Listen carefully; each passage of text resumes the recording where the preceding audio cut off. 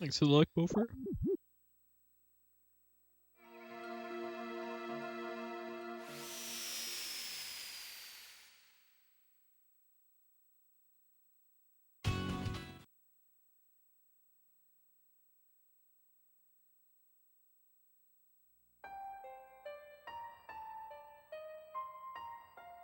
Alright, so didn't get started quite early enough tonight to have time to do 2 Jumi runs, so plan is the same as last week. We're gonna do a Jumi run and then a ferry run.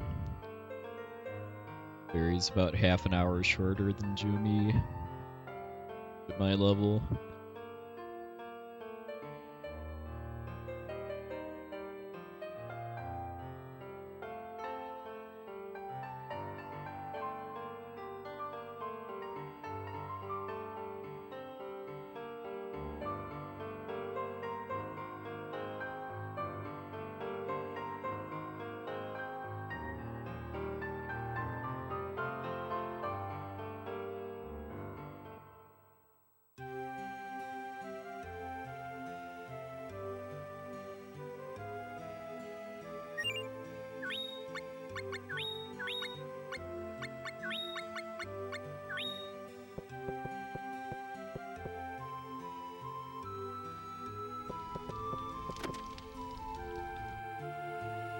Yeah, same Bucks tie.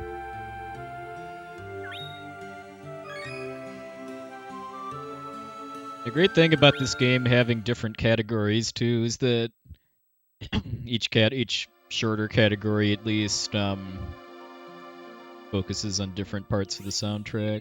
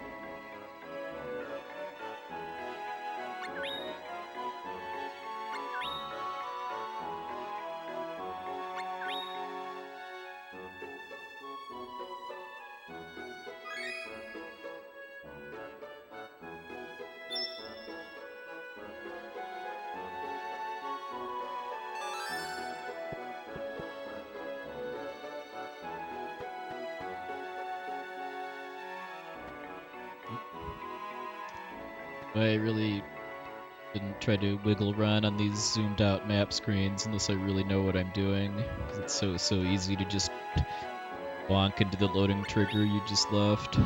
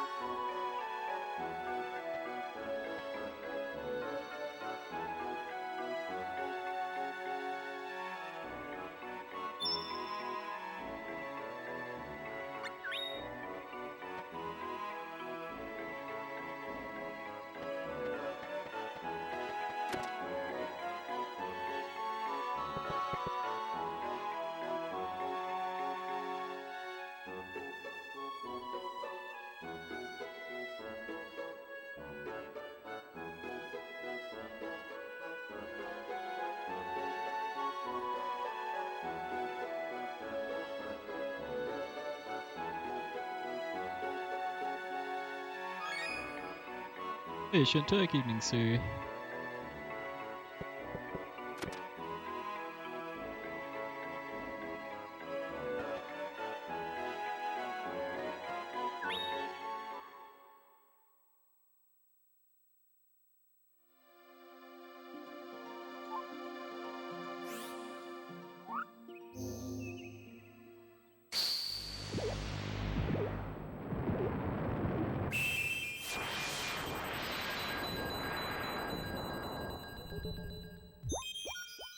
I am, likewise.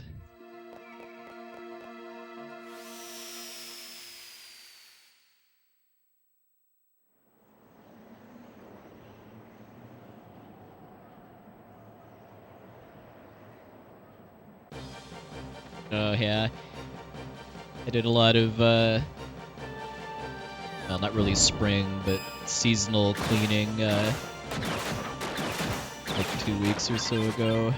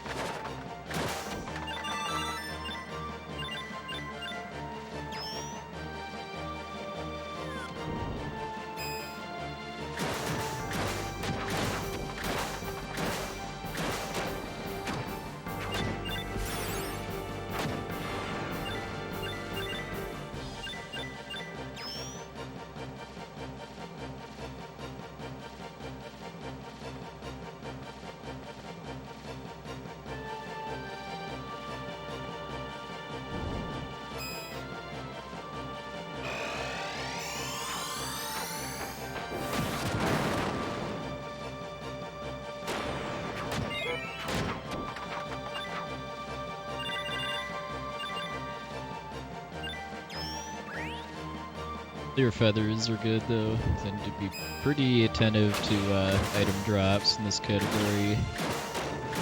I'm needing to be able to afford a camera upgrade.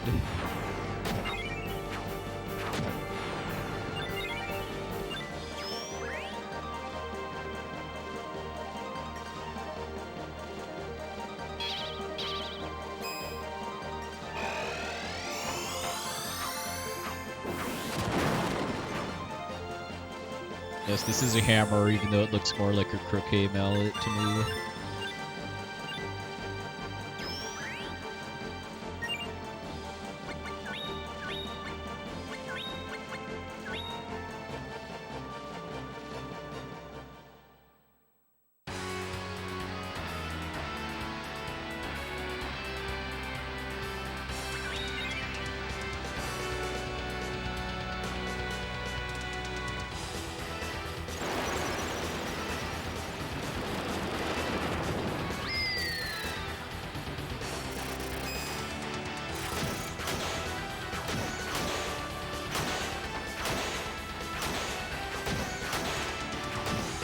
Hey, Gruffer, evening to see you.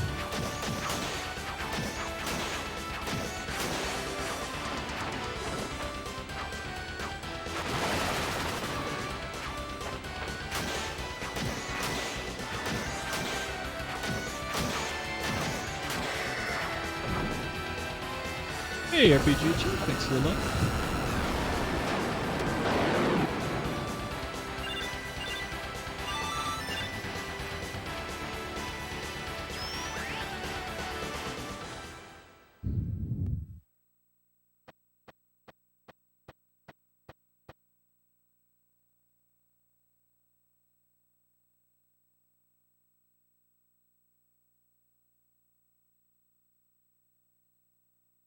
How's the T edition hack going so far now that you got that working?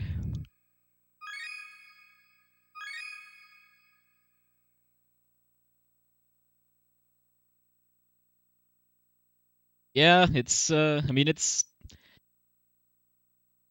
definitely challenging, although I found it challenging in a kind of a fun and rewarding way.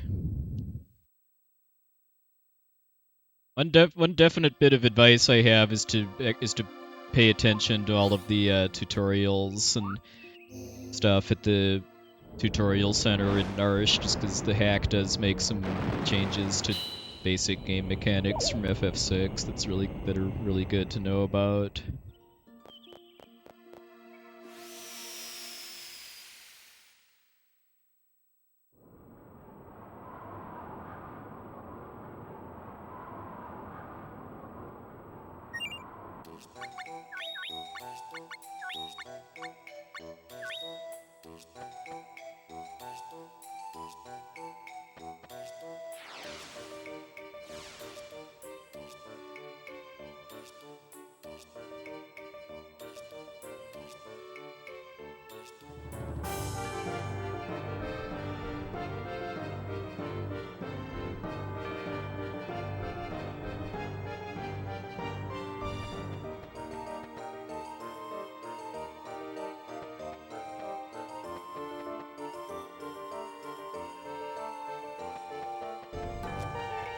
Bonk there.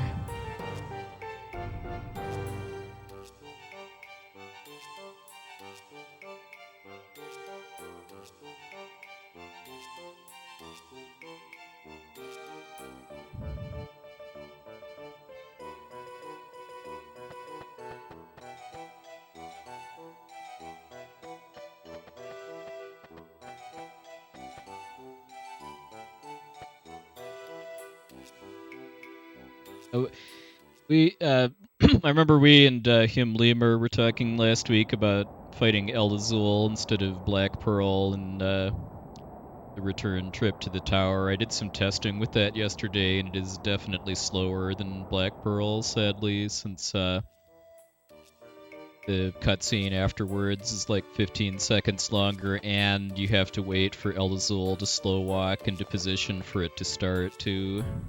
Whereas with the Black Pearl version, you move faster. Yeah, overall it's probably like 20-25 seconds slower if you fight El Azul.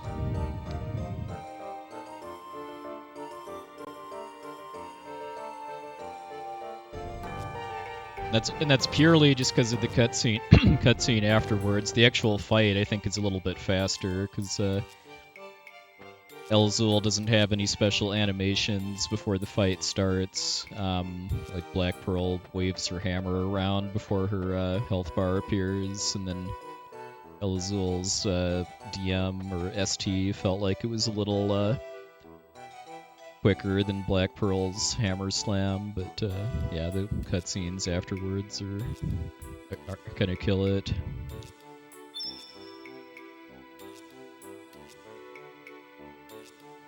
Yeah, like I hope that would have been something that like Sir VG would have tested when he did like the very first route for this.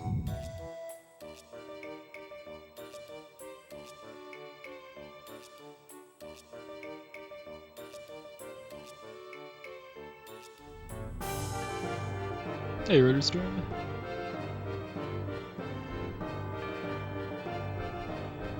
I do runs for marathons sometimes. I don't really submit to a lot of marathons these days.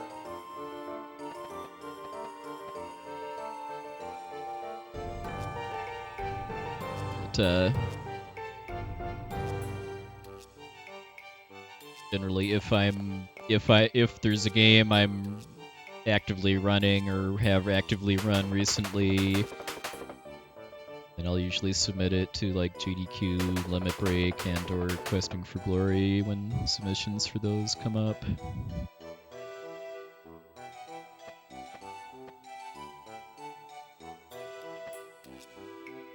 Oh, nice. Yeah, it definitely sounds in order.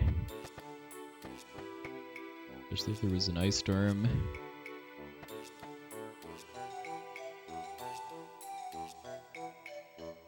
Yeah, I know the East Coast got hit kind of hard by storms like a week or two ago. I mean, I'm in the Midwest, so I was largely unaffected.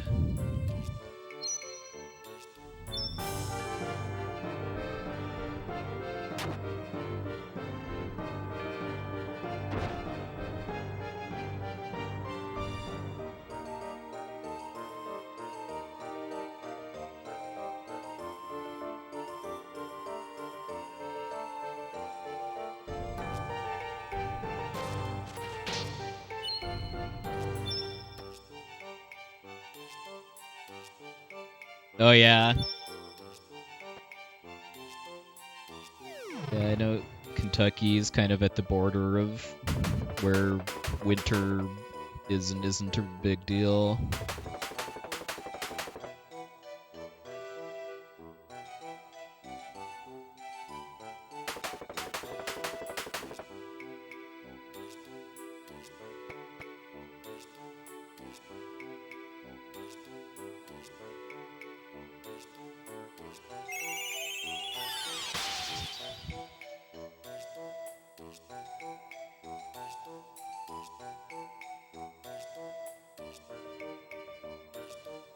I've never actually run Earthbound.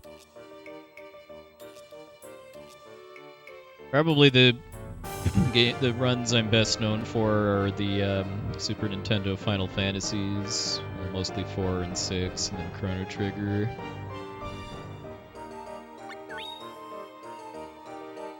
There's a list of all of the games I've speedran in my Twitch bio.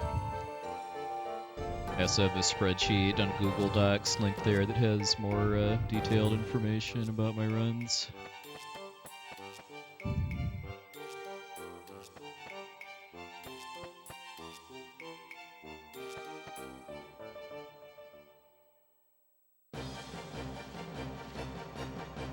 For safety, still, since I'm still a little shaky on the muddy routing, I'm gonna grab this. I don't think I should need that because of getting a clear feather drop, but I don't really have the sell value of a lot of the items memorized yet, so I'll be safe than sorry.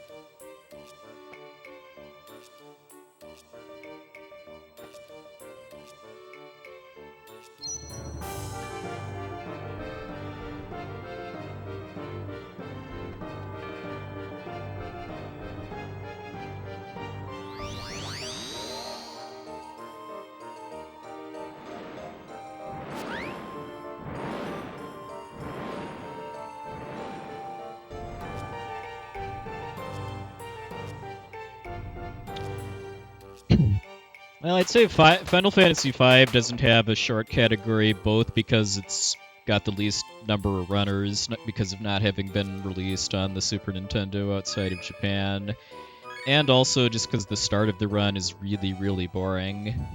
It's pretty much half an hour before really anything of substance happens. It's a run where the most fun parts of it to speedrun are pretty late in the game, unlike 4 and 6, which have some pretty fun stuff to do earlier.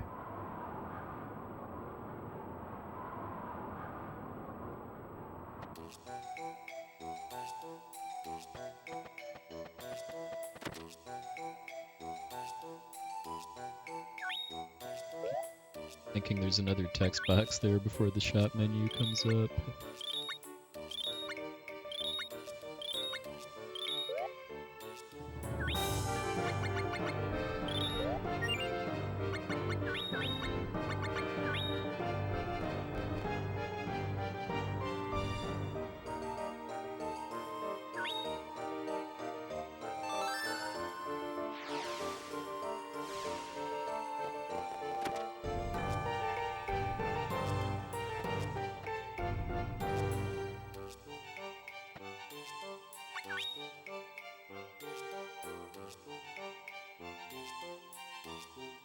Yeah, getting lost is a pretty common experience with this game if you're playing it blind.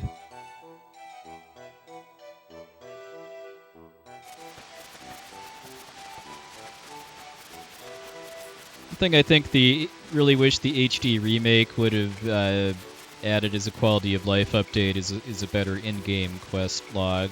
Because like I just finished the HD remaster of Saga Frontier a few days ago, and that has pretty much exactly what I think this game could have used. Where for every quest there's a log you can pull up in your menu that gives you hints on where to go to progress the story. Hey, Himlamer, thanks for the luck.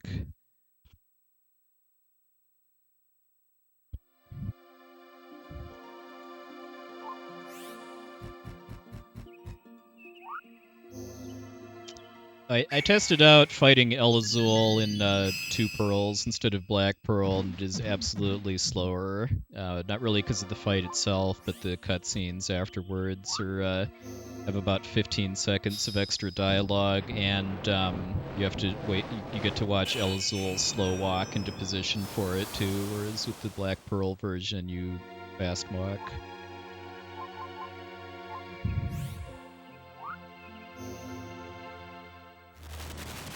Probably like 20, 25 seconds slower overall, just by my really casual timing.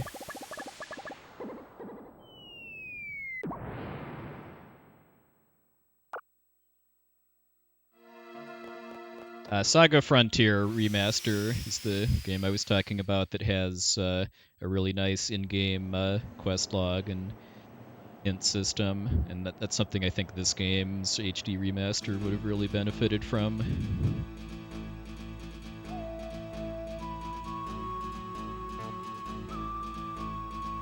Yeah, it's unfortunate that the cutscene is so much slower too, because the actual boss fight felt like it could be faster to me, because when the fight starts, Black Pearl has an animation of waving her hammer around a bit before her health bar appears, and then for the Elazul version you don't have that, and it also kind of felt to me like his ST animation was a little shorter. Black Pearls.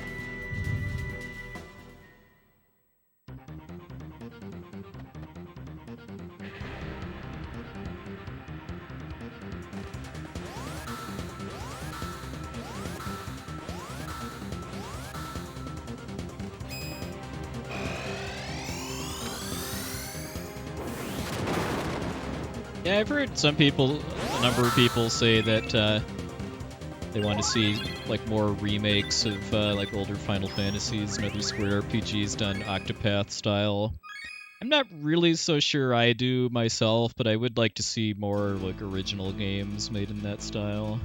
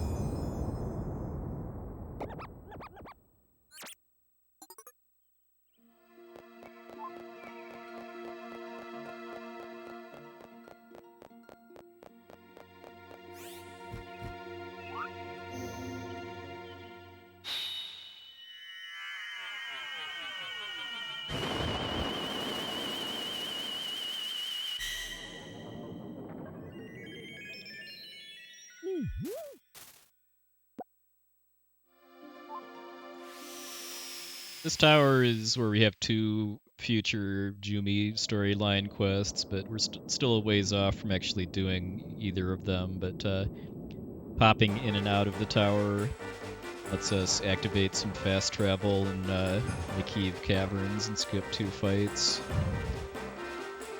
As of now, at least, I'd say maybe around 220 for this category.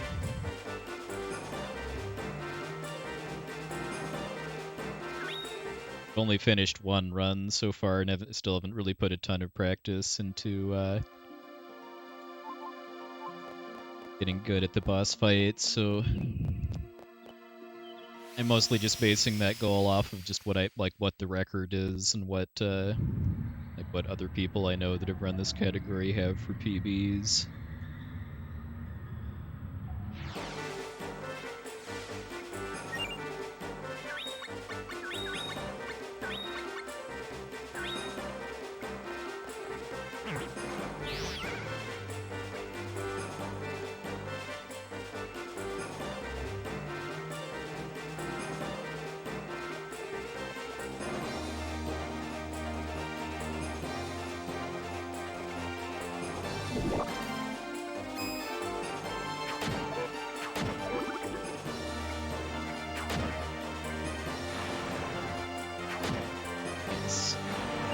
Had some issues with the mushrooms cooperating for Counter-Strike, but it's did this time.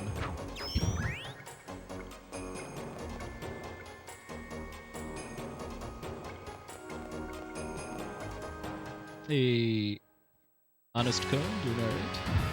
Hope you are as well.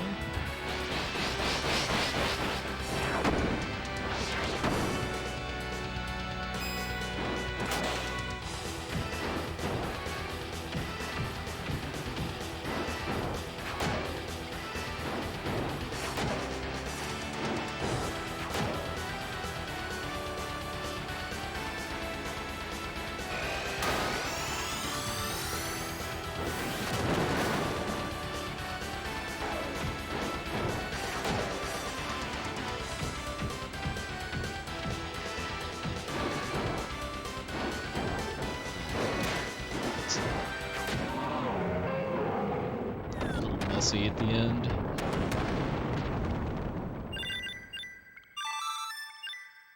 Imagine there's some... He starts moving like that. I'm probably better off just attacking normally and trying to bait him into countering me.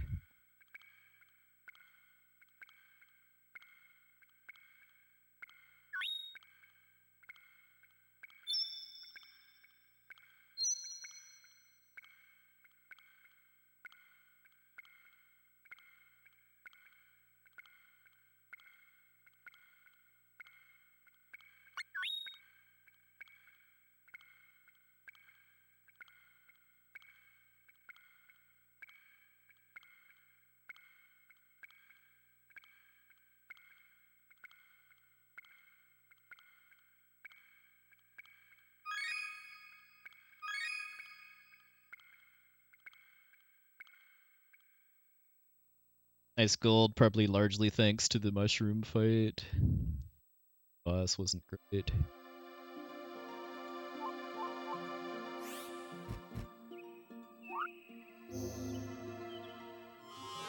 Hey, Impo. Doing alright? Hope you are as well.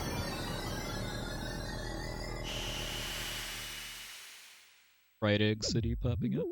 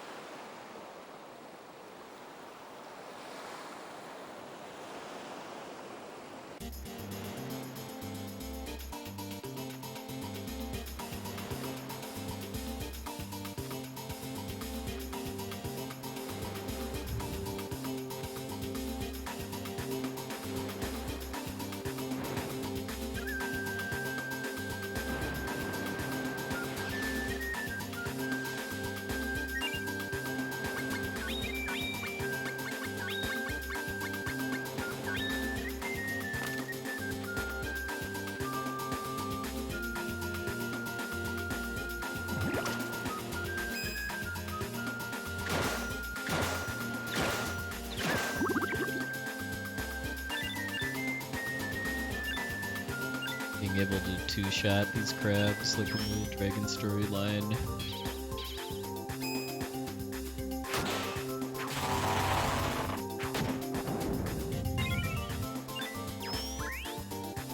I just got a bag of electricity for my troubles. How nice.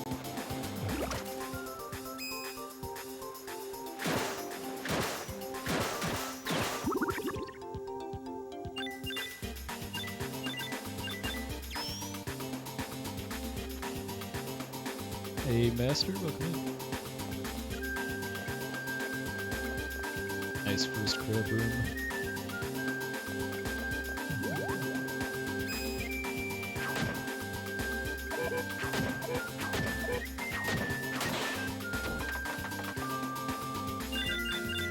I think the HD remaster of this is definitely worth a playthrough.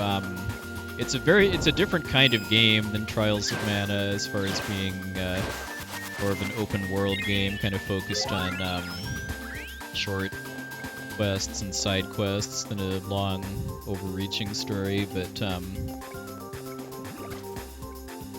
I definitely recommend it. I also definitely recommend using like a spoiler-free guide if you definitely want to go for 100%.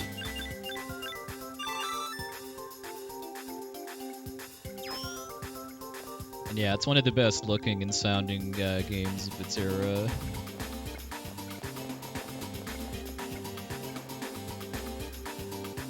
Collection of Mana does not include this game. That has Final Fantasy Adventures, Secret of Mana, and Trials of Mana, the original SNES version.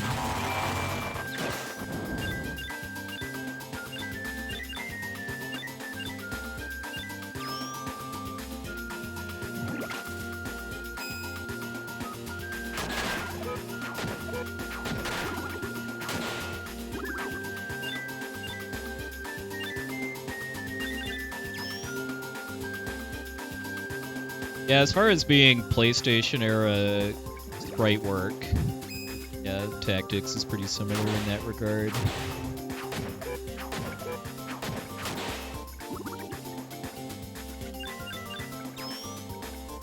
Honestly, I'm very, very much okay with them remastering this game instead of remaking it, because I think a lot of what makes this game good is it comes from the kind of look and feel of the game, and trying to make it 3D, I think would probably ruin that, or at least spoil it.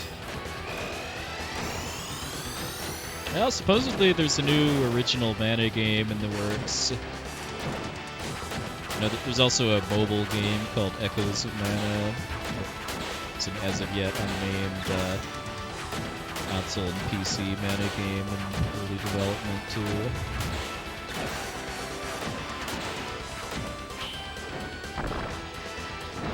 Not sure if Zero ST Full Metal Hager is even possible on this route. It certainly is in Dragon Story.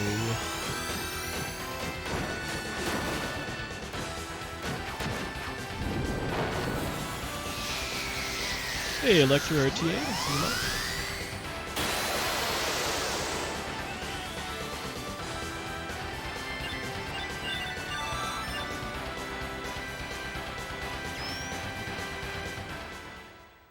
Yeah, the Trials of Mana remake is really, really good, though. It's potentially my favorite Mana game currently. I really, really enjoyed it.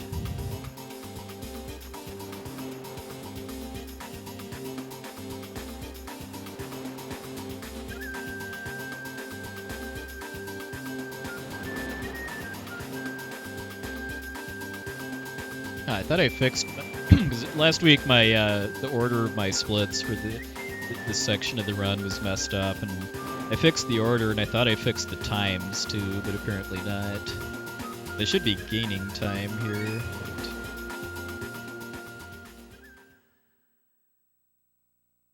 Yeah, 3:39 is absolutely not happening.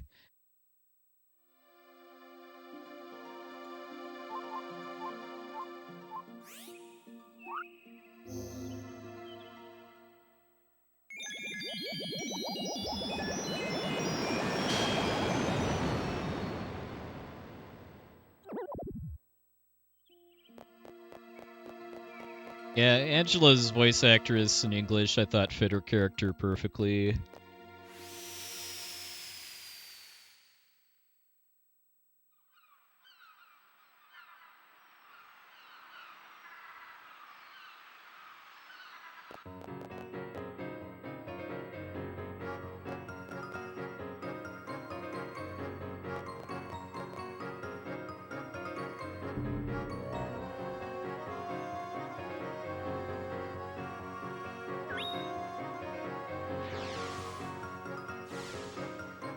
Not really familiar with Shadow Madness, so can't really help you there, but if anybody else is, feel free.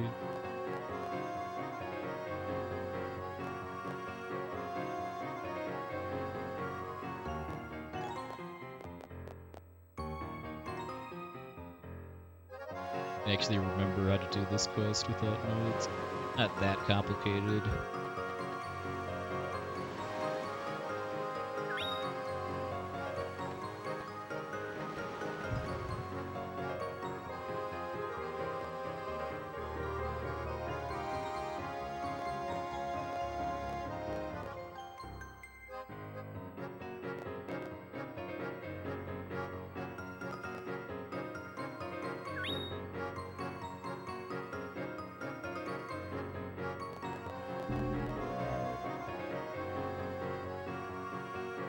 Mr. Fish.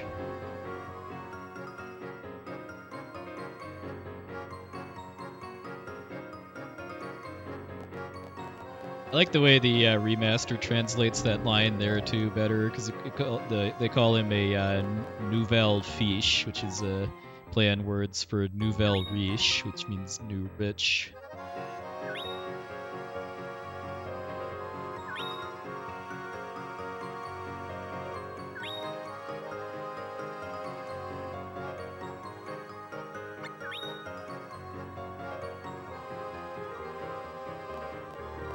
Yeah, I'd love to see a Xenosaga collection, but I think the developers for that have confirmed that they're not doing it. I think there's enough interest in the series.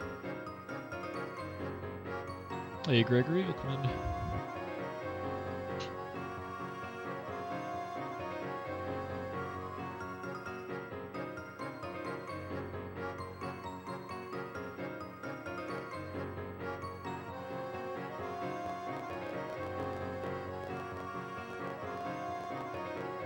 The dog.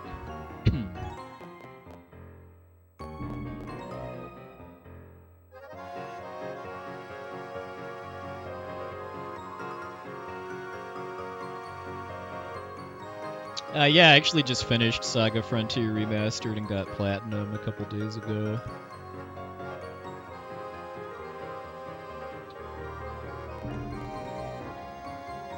Definitely glad I waited to play the remaster instead of the original game.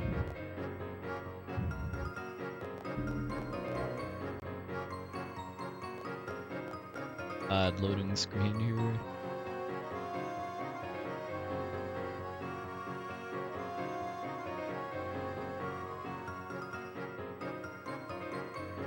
It's a game I definitely enjoyed more after looking up some guides just to see how to get strong.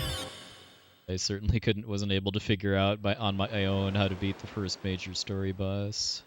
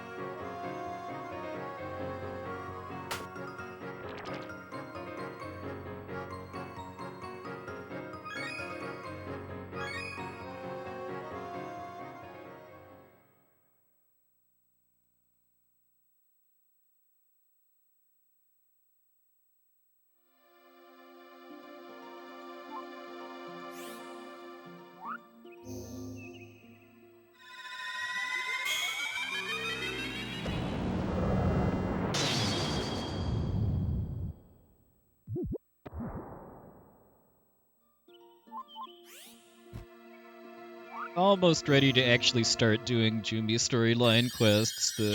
This route is kind of built around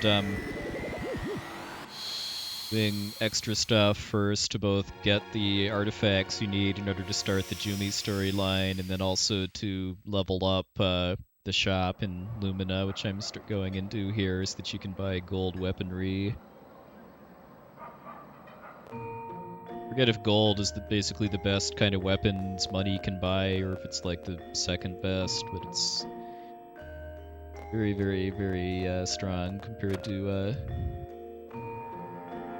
iron hammer I've got right now.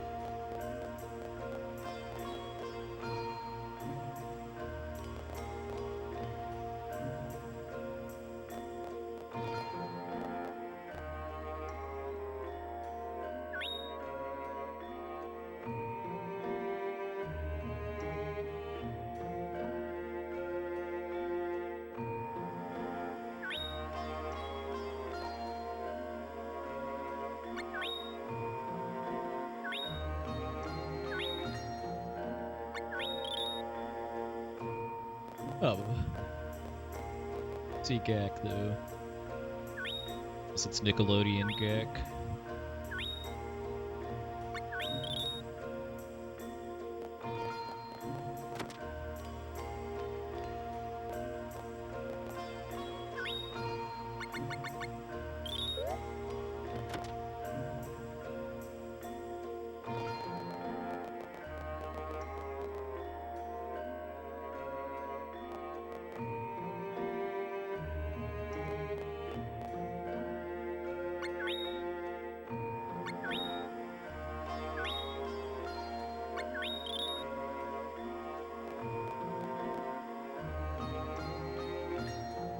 Shoutouts to anybody old enough to know what Nickelodeon Gak is, too.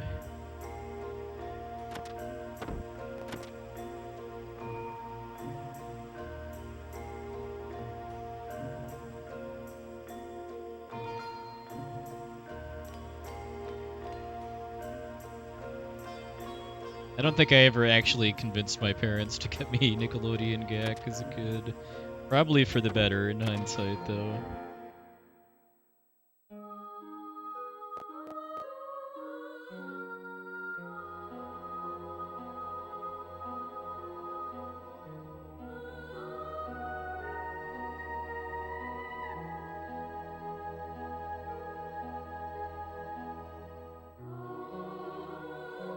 I actually remember to equip the gold hammer, though. I did a practice run yesterday, and I forgot to equip the gold hammer until like 2 fights into the next dungeon. Wondered why it was taking so long to kill the enemies. Yeah, I mean, we should be able to have Gak weaponry instead of gold.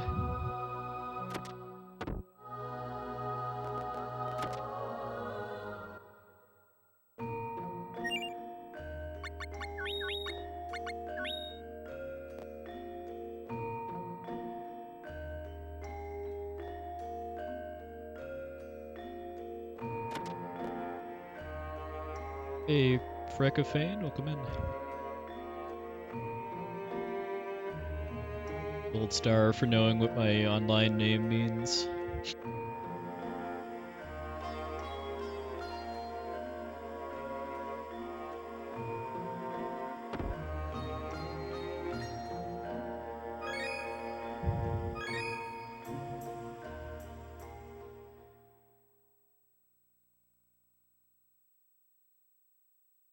Imagine that gold is probably mostly due to the overworld stuff.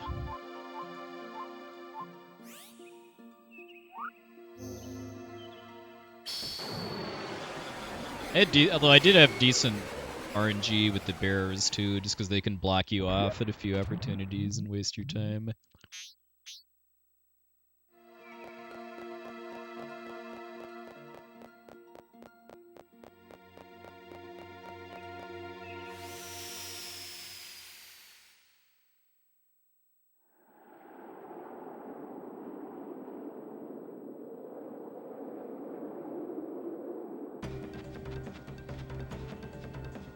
Pit stop here, just as part of activating a later, well, not really activating a quest, but getting some NPCs to be in this desert when I need them to be. Future quest. Yeah, Poexel is a mini-boss in Super Castlevania 4. But the name is licks you up backwards because it's a giant skull that attacks with its tongue.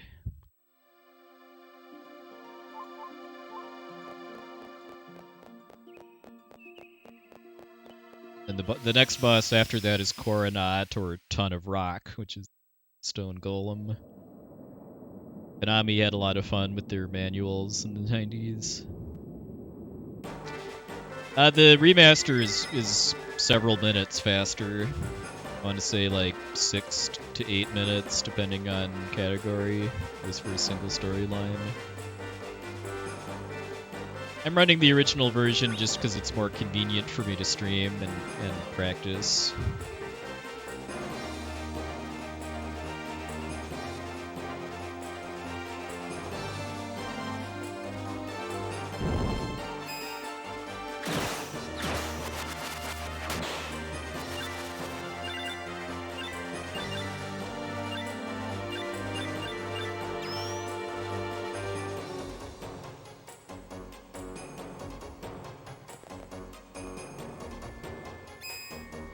Swords clean themselves before attacking me.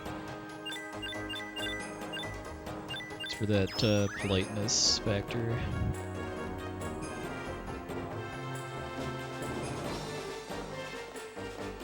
Yeah, this game's whole soundtrack is just banger after banger.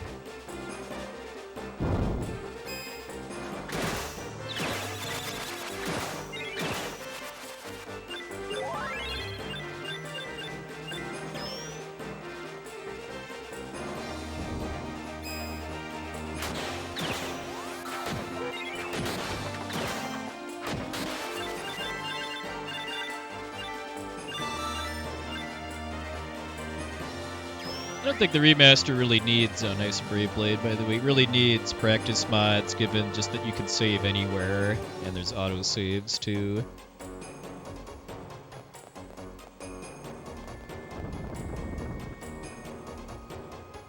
So it's fine. It's just I like save states even better because of being able to like save state while the boss is about to do a certain attack that I want to practice dealing with, and micro optimizations like that.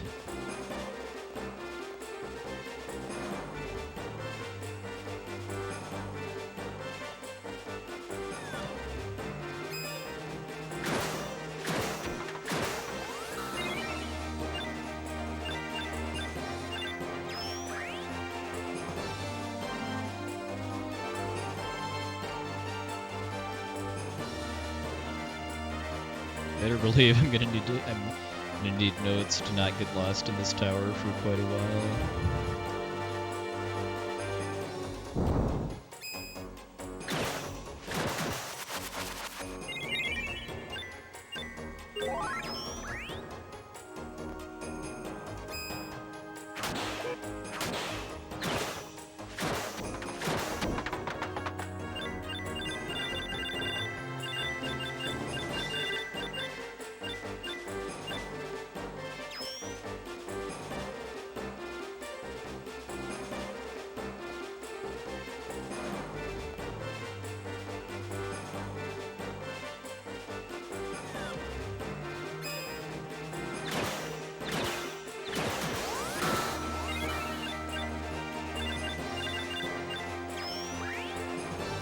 Yeah, agreed, Star Sunder. I like to say this is one of the best looking and sounding PlayStation 1 games ever made.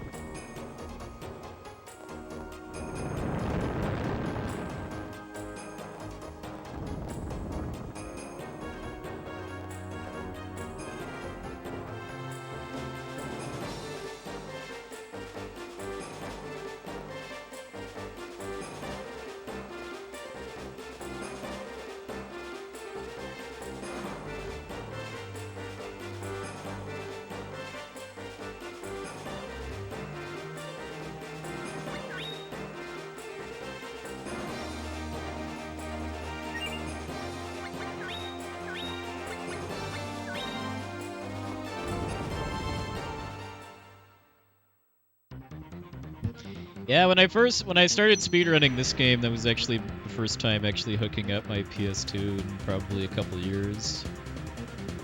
Jumi is actually the longest storyline. My favorite storyline is the fairy storyline, but I'd like to get decent times at all three. This is the one I've got the least experience with currently. They get cooked. Nice, no special attacks.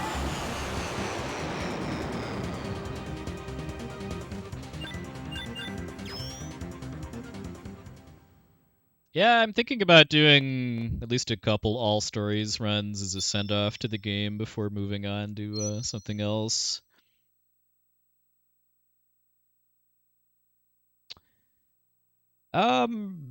For the purposes of the speed run, yes, because I think the hammer and the two-handed sword combo the best with the counter strike skill, which is what I used to wipe the floor with that boss.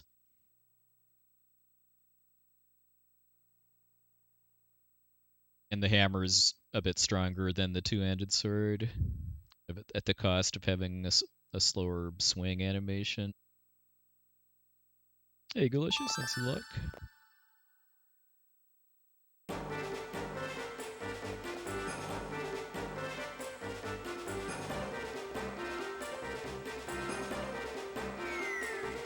Hey, Linux man.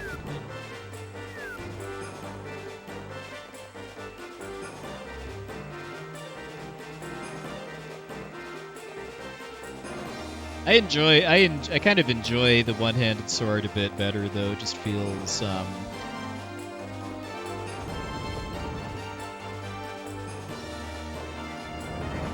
better to me just because of how much faster the swing animation is. But for this particular category, because of how heavily the combat is based on counter-striking, want a weapon that pairs well with counter-strike. Other categories do use other weapons, like one or two-handed swords. I'm planning to do a fairy run after this, which does most of the run with a one-handed sword.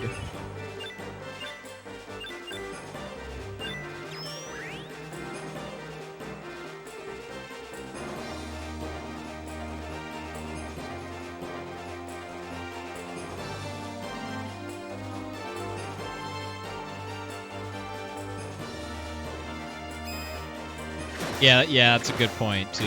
Your equipped weapon affects your stat progression as you level up. It's not super significant in this game compared to a lot of other RPGs, like what level you are and what your stats are, but it does make a difference. Some fights, as far as shaving off a hit or two, if you've been growing your strength, the hammer or two-handed sword. Yeah, same, Blaze. I wish the remaster would have added a harder difficulty that doesn't require New Game Plus. that is one reason why. One of the reasons why I picked this up as a speed run is wanting to challenge myself at it.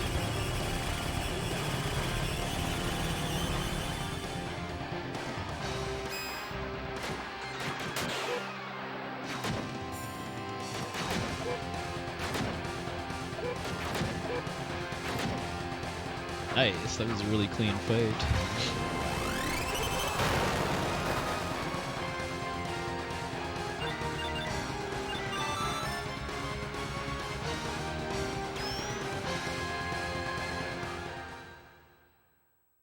Yeah, that's a very true statement. I mean, this game has a massive amount of depth to a lot of its systems, but most of it is just optional because the difficulty of the combat is not high enough that you really have to dig into the options you have in the game, which I think which is kind of unfortunate.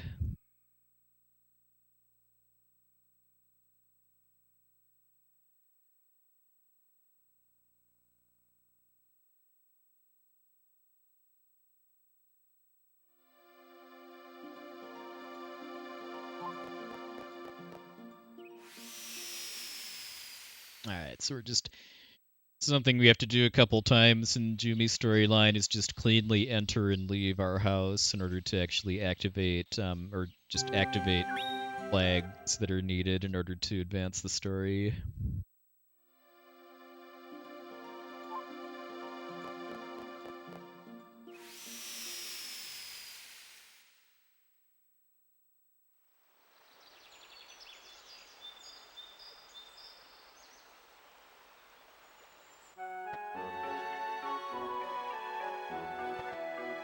Yeah, I mean, as far as just giving monsters better stats and stuff, I mean, the game's Nightmare and No Future modes that are for New Game Plus already do that. It's just kind of hard to make this game actually challenging in fun ways, at least. Just due to how easy it is to stunlock a lot of bosses.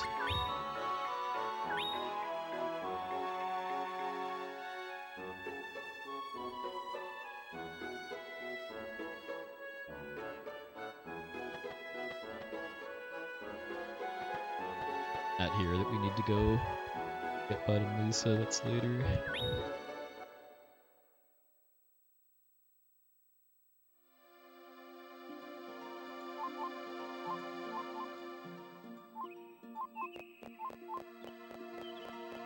Now, the two things I can definitely recommend for as far as kind of challenging yourself with this game if you're interested is speedrunning or level 1 challenge, which is something I did on the HD remaster. You can play through the whole game at level 1 if you just wait for experience crystals from enemies and bosses to despawn, and as long as you keep your weaponry pretty up to date, the fights aren't really like slogs as far as like how long they take. Found that to be a pretty fun challenge because it made me actually learn how to dodge enemy attacks.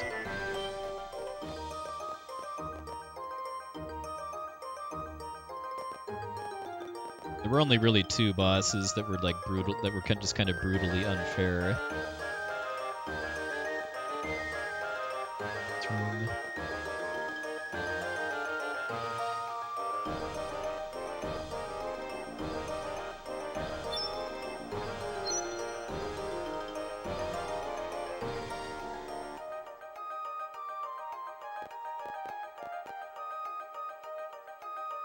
This is pretty much the only quest in the whole game where the day of the week matters a lot, just because certain triggers to advance the story are only available on certain days. So the overworld movement leading up to this is optimized around entering Geo on Dryad's Day.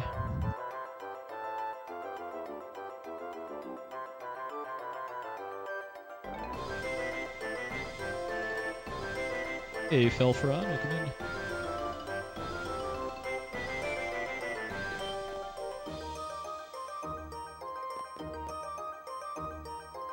Thanks, Ryan. Thanks.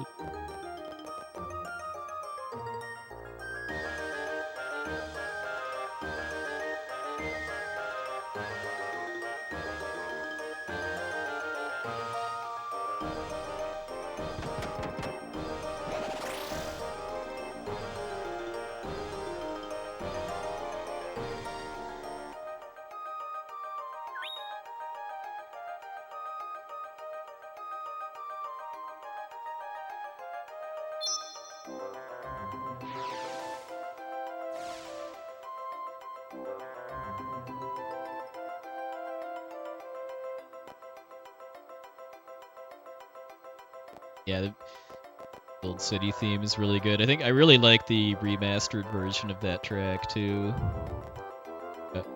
Just gives it really nice fuller orchestration.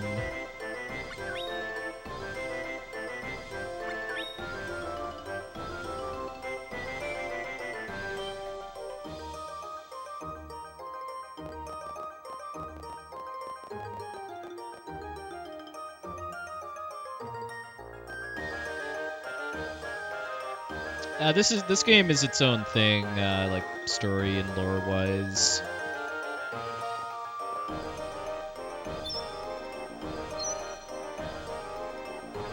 It was made to be kind of a spin-off game for the Mana series rather than a direct sequel. I think that definitely shows not only in the story but also just in the gameplay too, how this is more of an open world style game rather than a more traditional linear JRPG.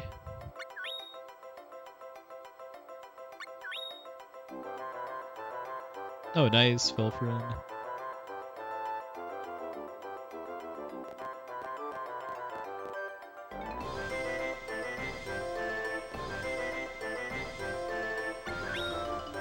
Now the mana tree kind of dies at the end of all three of the first three mana games, actually.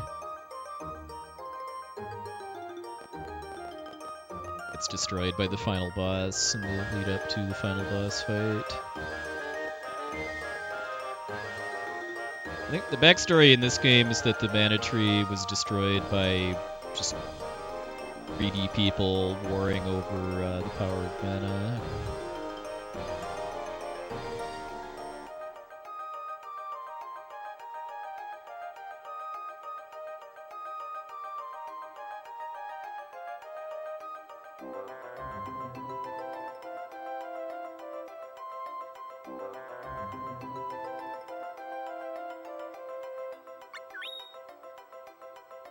Yeah, Best Friends Club. This track sounds a lot like the Mushroom Kingdom theme from Super Mario RPG. It's also written by Yoko Shimomura.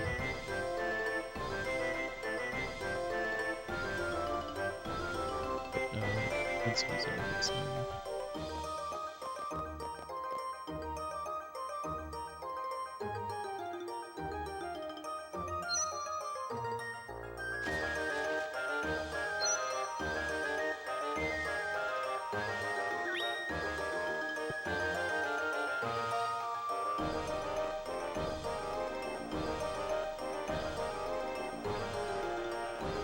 I was saying earlier, I do like how this game's different categories that you hear different parts of the soundtrack.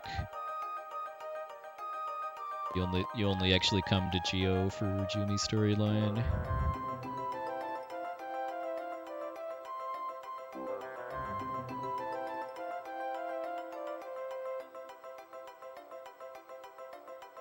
What I like about Fairy is the fights. I think the fights are the most varied as far as the strategies you use and where the challenges in them are compared to the other two categories that I've run so far.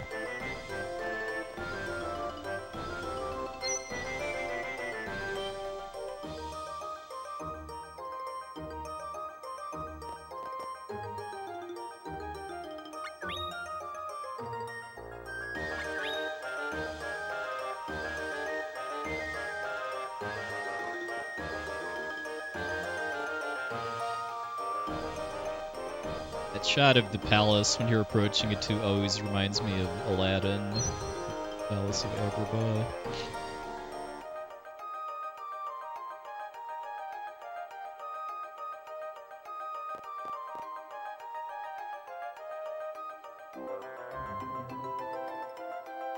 We were talking about Trials of Mana and SD3 earlier. This room right here is filled, and the run upstairs are actually filled with references to Trials of Mana. Like the upstairs, there's actually statues of all 6 protagonists from Trials of Mana, and there's like a boss from Trials of Mana called Grapplavine that there's a statue of in this basement here. It's so awesome, all the throwbacks.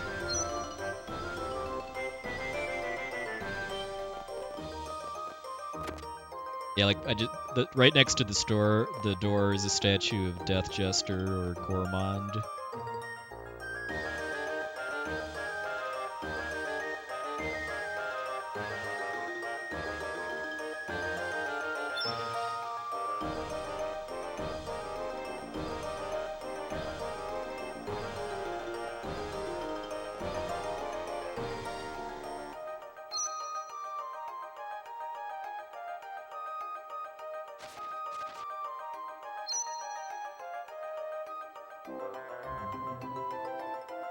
Yeah, PlayStation 1 era games that still use 2D sprite work have aged very, very well.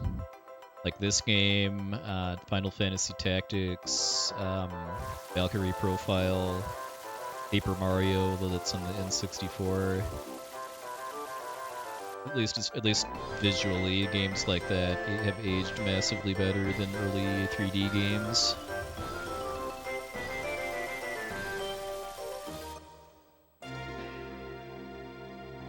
Symphony of the Night, Castlevania is another great example.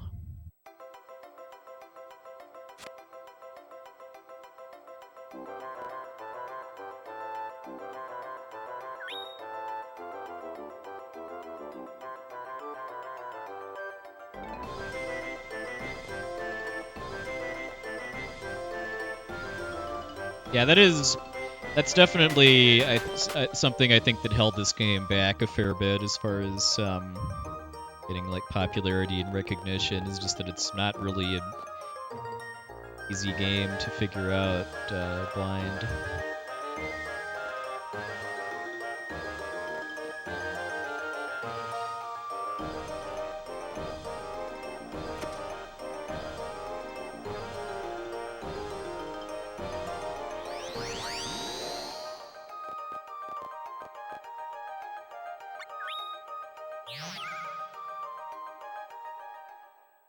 Oh yeah, next to the stairs going downstairs is a statue of Bijou or Belladonna from Trials of Mana.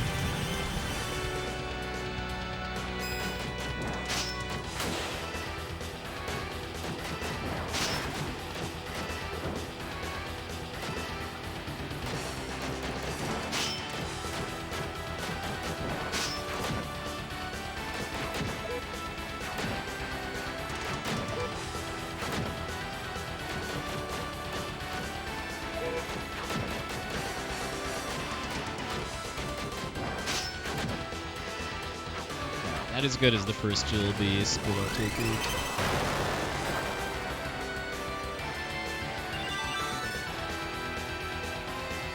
Yeah, storybook is a word I like to use talking about the art style for this game, like, and just why it works so well. 'Cause the Mana series just has this very kind of cartoony, colorful art style for the sprite work and the monsters and stuff, and I think the storybook style pre-rendered backgrounds in this game paired up really, really nicely with that sprite work style.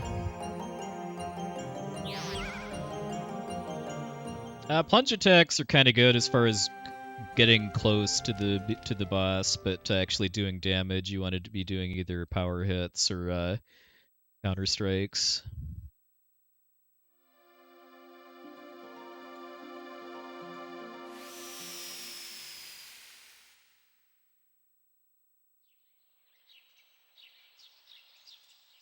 Like Lemur was talking about earlier, you get an 8 times damage multiplier for hitting with counter strike.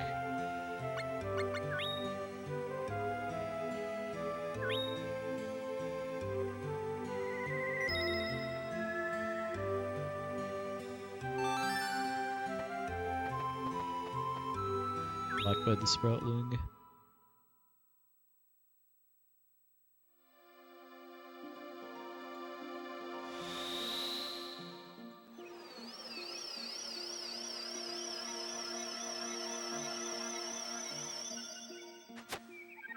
There's two of these cutscenes where you get a letter delivered to you by the Jewel Hunter, and then after both of those, the game forces you to re-enter the place you just came from. My educated guess on why that is just because the game programming requires a clean load of the overworld map in order to continue after that cutscene. So I just have to leave again.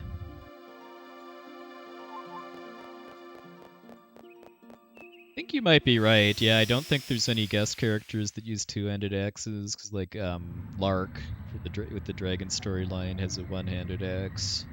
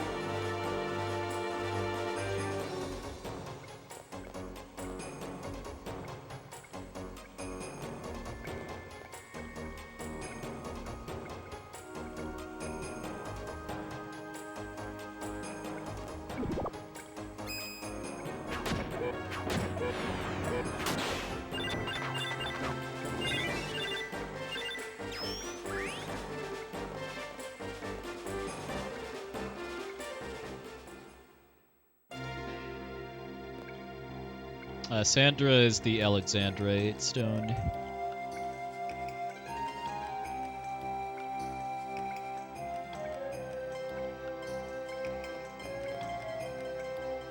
But it's her two identities are basically kind of a pun in that regard, where she's Alex and Sandra for Alexandrite.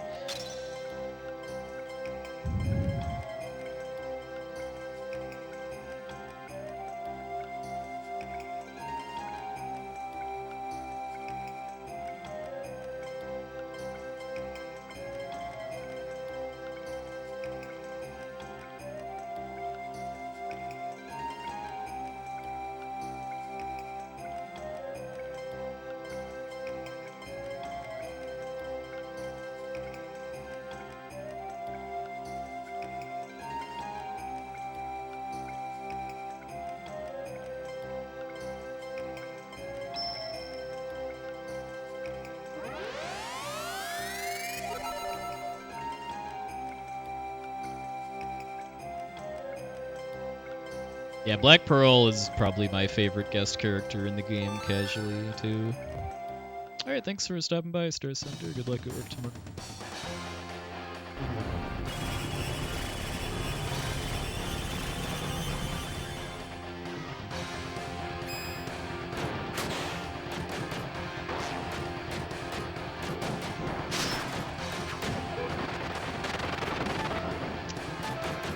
It seems like it's always this one that I have trouble with.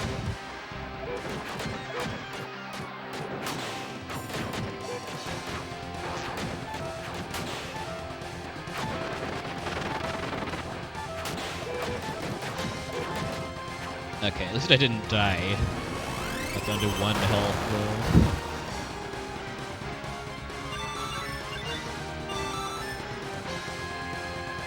If I did die, though, it wouldn't be that big of a deal. I would just have to wait for my health to regenerate.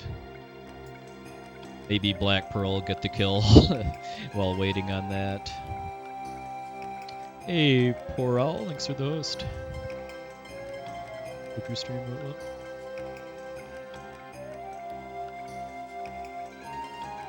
Even though you do have to fight the same boss 7 times in this category, it's one of the more interesting bosses in the game, at least in a speedrun.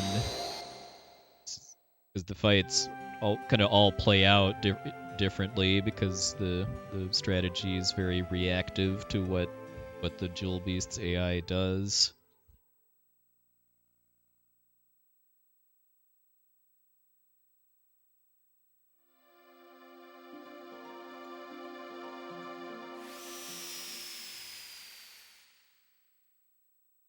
I'm not really the person to ask about like AI manipulation and stuff for this game, but for some fights it kind of feels like if I attack certain enemies, they're likely to counter with a certain move.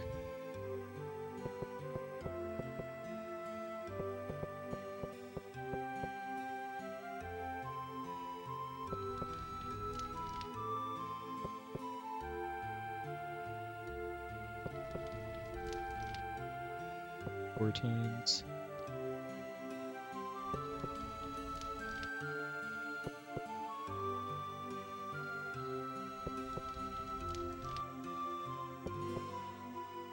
Yeah, the magical instruments and just the magic system in general aren't useful enough compared to melee-based attacks to really be worth the time investment.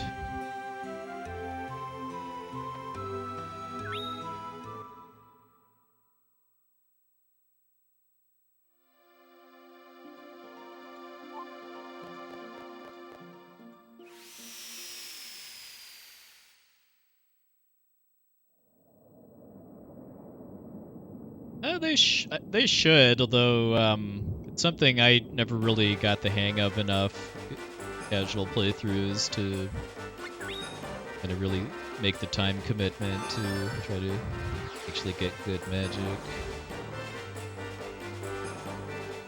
Which is too bad, just because the whole magic system that's based on the 8 mana spirits is something that I think is really iconic to the mana series, and the fact that it's not really kind of that useful in this game is unfortunate.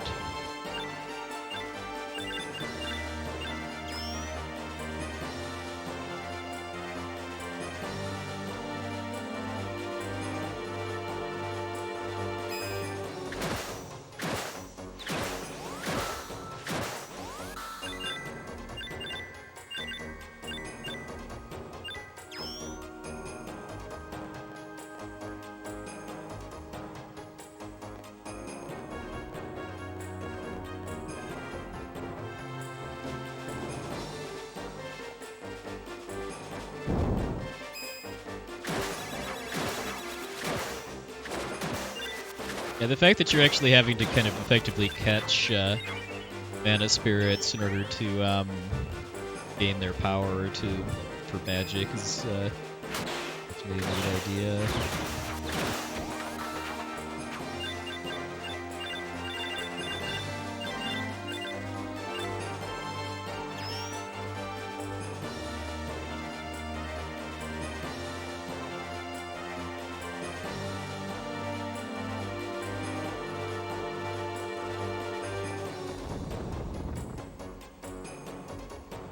Yeah, I still have yet to talk to anybody that's like ever really both understood and enjoyed the golem crafting system. It probably says something that of all of the like extra stuff you have to do to get platinum in the remake, you pretty much don't have to really touch the golem system in any meaningful way. Like you just have to like make a golem and then, or just go through the tutorials for it, and then that's it.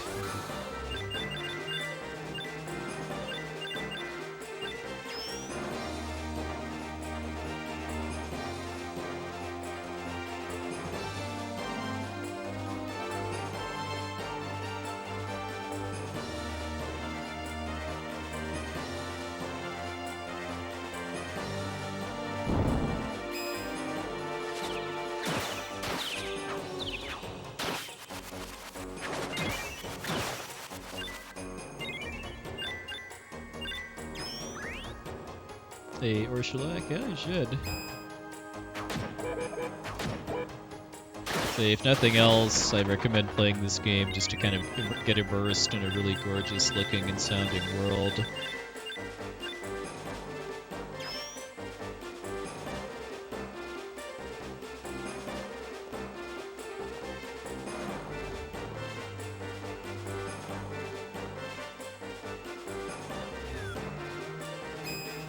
Yeah, there's a HD remaster that came out last year. A PC, Switch, and PS4.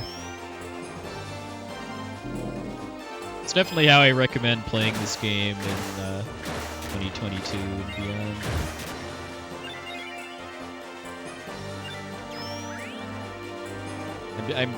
I'm speedrunning the original PlayStation version just because it's more convenient for me to stream and practice older stuff compared to HD stuff.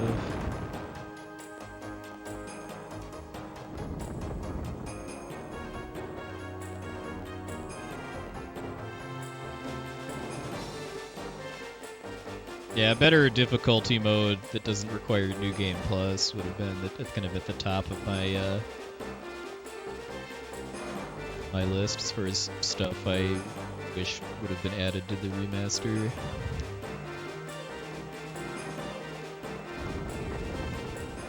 So right here, you actually get a choice in this cutscene about who your next boss is, whether it's Black Pearl or El Azul.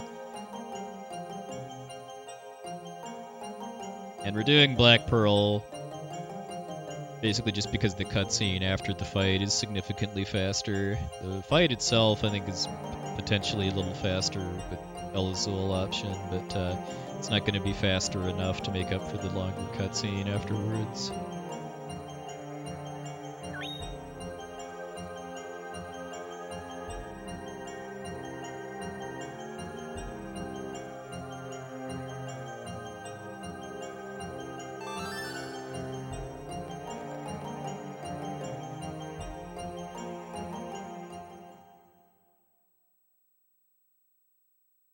Yeah, another thing I wish the remaster would have had too is an in-game quest log that gives you better direction on where to go to advance the story.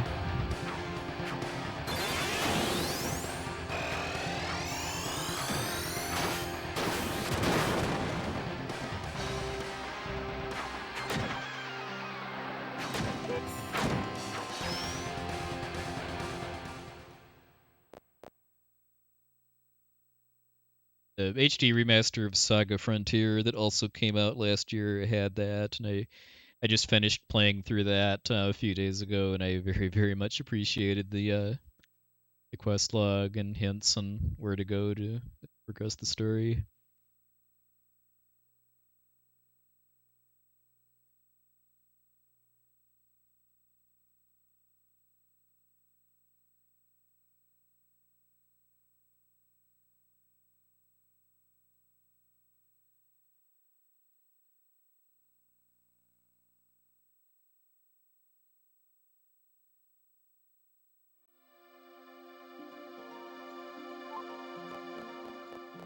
This is another quest, well, not this one, but the one after it is another quest where we need to cleanly leave our house in order to be able to start it.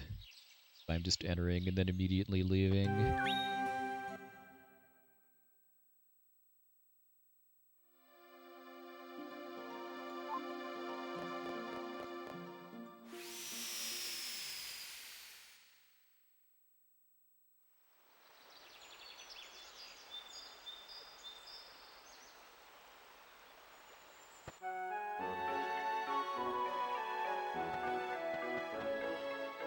Yeah, the Fuse scenarios, which are the main content addition to Saga Frontier Remaster, were really fun.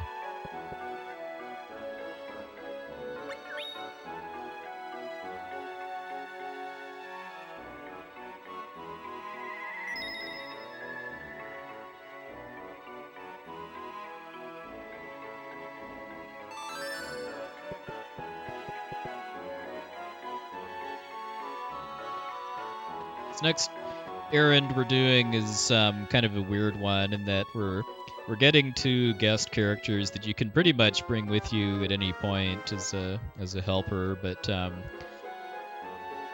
they're required in order to be able to finish the Jumi storyline just because they're in a cutscene after you beat the final boss of the storyline, and Square decided instead of to program a version of that cutscene that doesn't have Bud and Lisa in it to just make having Bud and Lisa be a requirement to finish the storyline, so that's why we're doing this.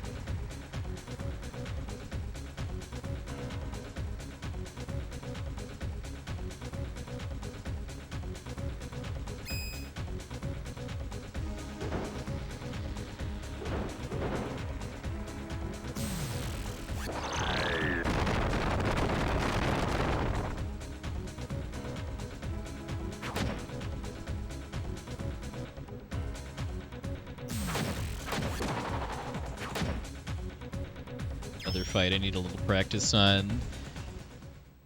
It only takes one counter-strike each to take them both out, but they can really drag it out.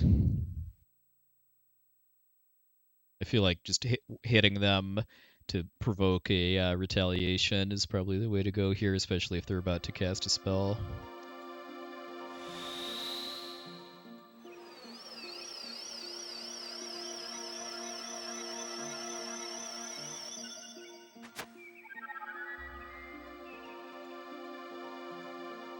Game's going to force us to re-enter Domina after that letter cutscene, so I'm just going to leave immediately.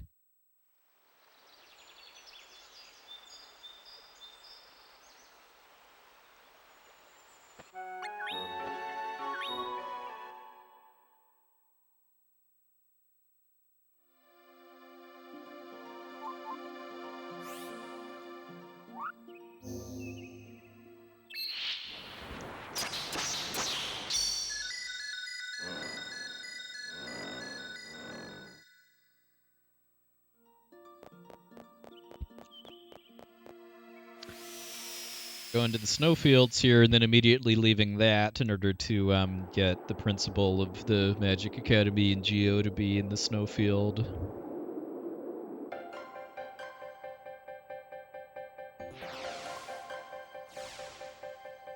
It's kind of an indirect requirement for an upcoming Jumi quest.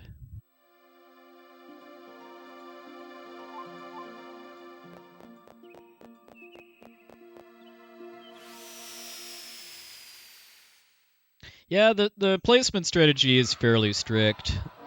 In some cases more than others, because like all the placements I did leading up to doing the lamp selling quest, Fairy's Light, was all optimized around being able to buy the gold hammer at the weapon shop in Lumina.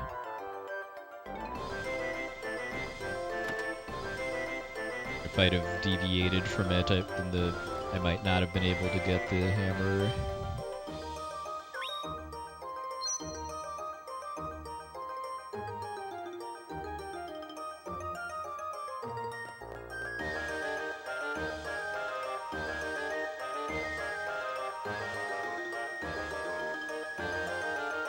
Then in other cases, the placements are more about setting the stats of the enemies and bosses and dungeon areas. Like for single story categories, we always want to place the final dungeon for that storyline right next to our house. Hey, Faizu, morning, Scary.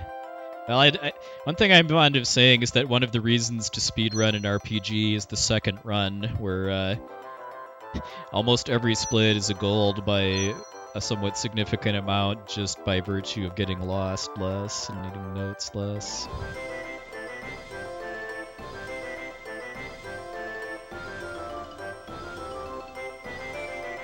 Like if I manage to not blow up in the Jumi city this run, probably looking at saving like 4 or 5 minutes at least.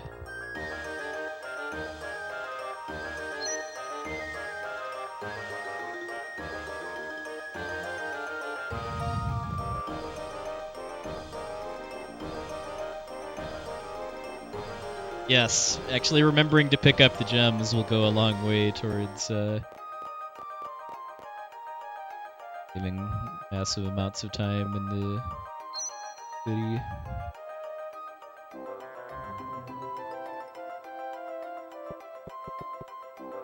Also, this is kind of an auspicious part of the side quest, or well, part of the quest here, as far as getting a key to unlock the hate in someone's heart.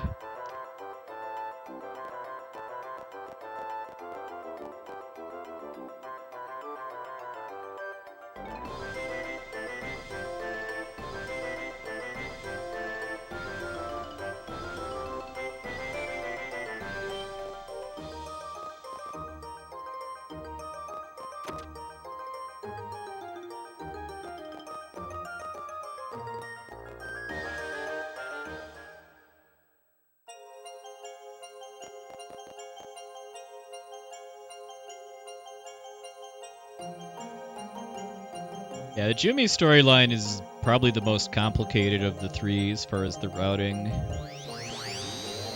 A lot of the Jumi specific quests have pretty specific story requirements to activate them.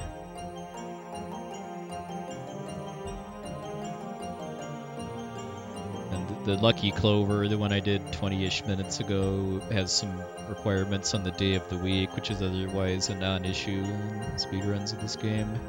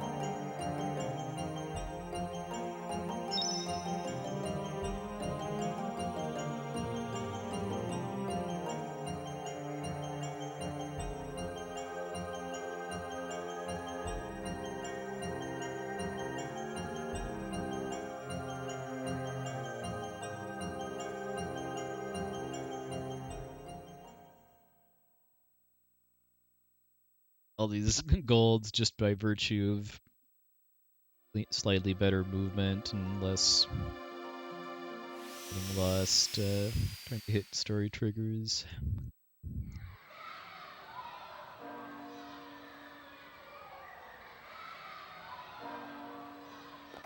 If I'm actually capable of doing the Tower of Leires without notes by the time I'm done with this category, I'll be blown away.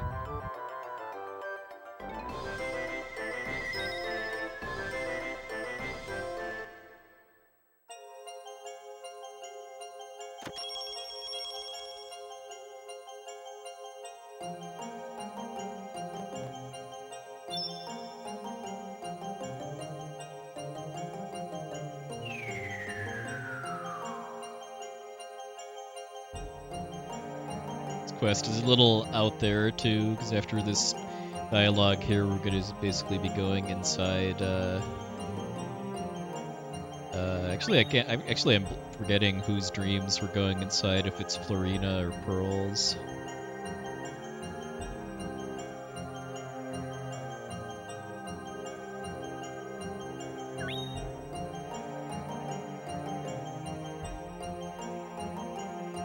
I'm guessing it's Florina, given that this quest is called Fluorite, which is Florina's gem.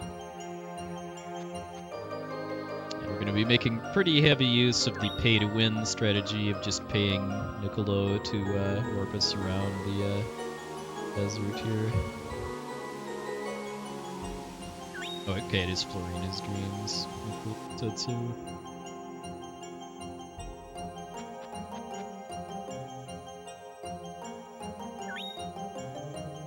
Yeah, I agreed on both counts. Teeps the Great. my favorite story casually, just because it's got the most interesting characters and lore, but Speedrun's a little bit of a drag in a lot of times because of just how much tech smashing there is because of the storyline and lore stuff. This run does have some pretty interesting boss fights, though, that use strategies that aren't used really anywhere else in runs of this game. Unfortunate that so much of the run is downtime compared to other categories.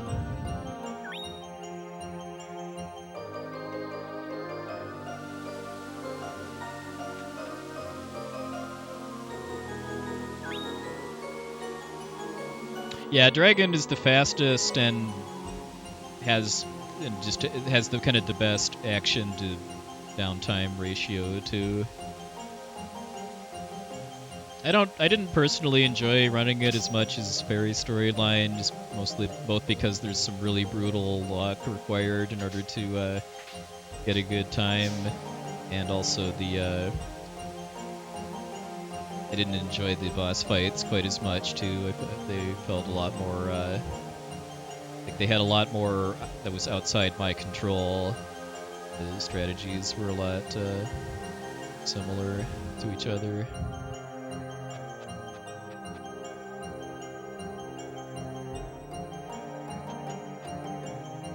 But I definitely enjoyed not having to do the Flame of Hope quest for a change, which is the second quest in this run, where it's about 5-6 minutes of cutscenes, followed by one fight and then more cutscenes.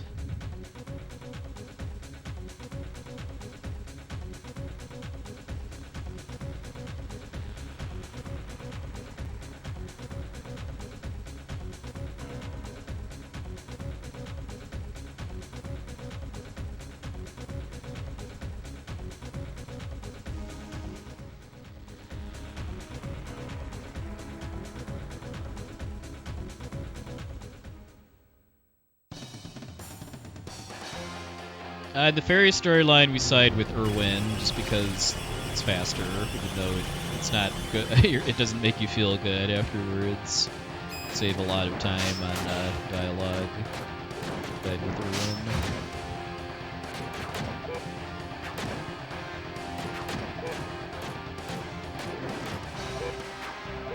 Alright, I guess we either get the blender or we get the weird laser. Get the weird laser.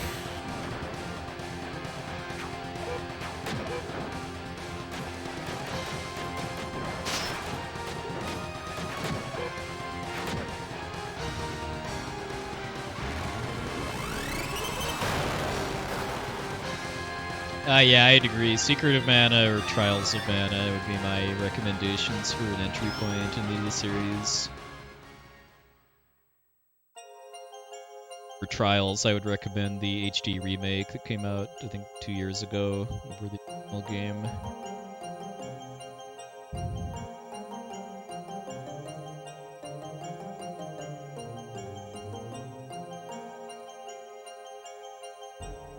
Really enjoying Secret of Mana, I think, requires a bit of nostalgia for the Super Nintendo.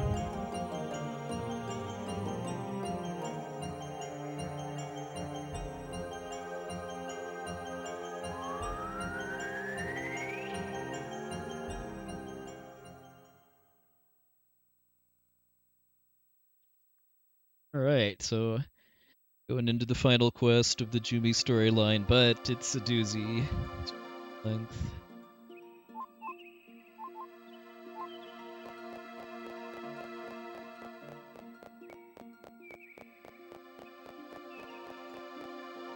The Japanese, I mean, Trials of Mana, the original game, was never actually released outside Japan, and the Japanese name is Seiken Densetsu 3. The only official English release of the game is on the Switch in a collection called Collection of Mana.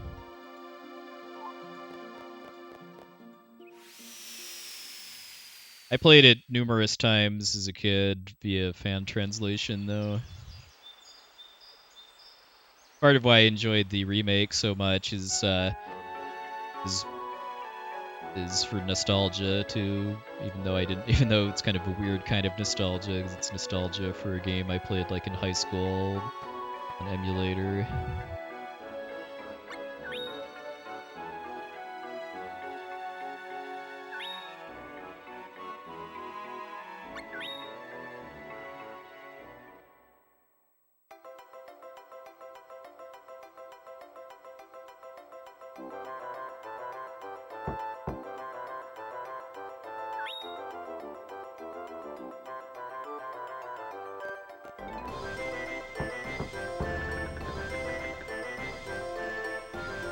I mean, the storyline for Trials of Mana, it gets the job done. I don't think it lights the world on fire. Oops, I need to then go to the it doesn't really light the world on fire or anything, but it's fine for the kind of game it is.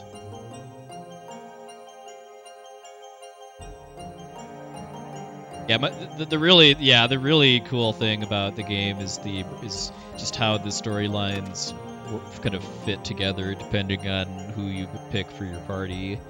There's 6 characters, of whom you pick 3 for your party.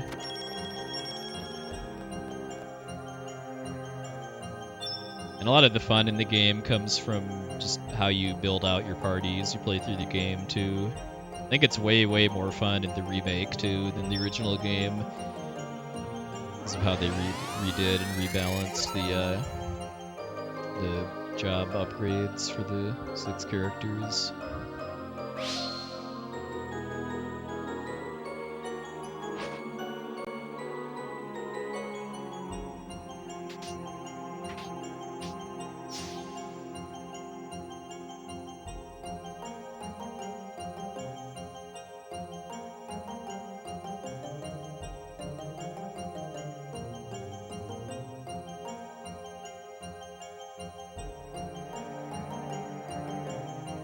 The remake has some kind of neat post-game content after you've beaten the final boss for your storyline too, which I enjoyed.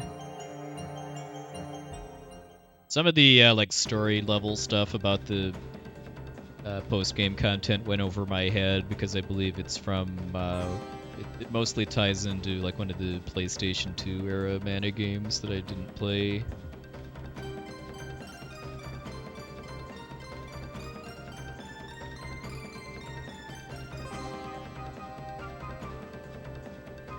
I also like that they patched in higher difficulty options too, because one of my biggest complaints playing it when it first came out was that even the hard difficulty was still too easy by my standards. I like that they added an expert difficulty, which is kind of designed to give you something to do with your crazy, overpowered endgame party, and then no future difficulty, which is if you want to really challenge yourself.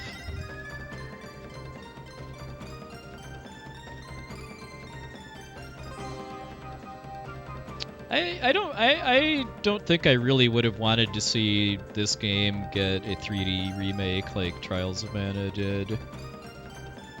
So much of this game's charm for me is from the art style and like the sprite work and backgrounds. I'm glad that they just largely kept those as is. There's a number of things I wish they would have added to the remake. Like we've talked about this a couple times throughout the run so far, like a in-game quest log and higher difficulty options were at the top of my list.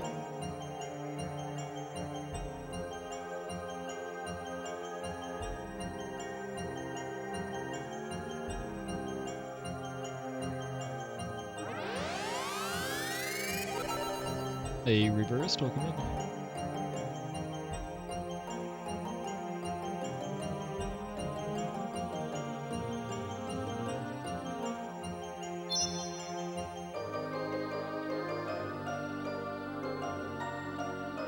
I really wish you could go with Black Pearl here because of how awesome she is, but it's significantly faster to go with Elazul just because Black Pearl has a transformation animation before each boss fight. It takes quite a bit of time.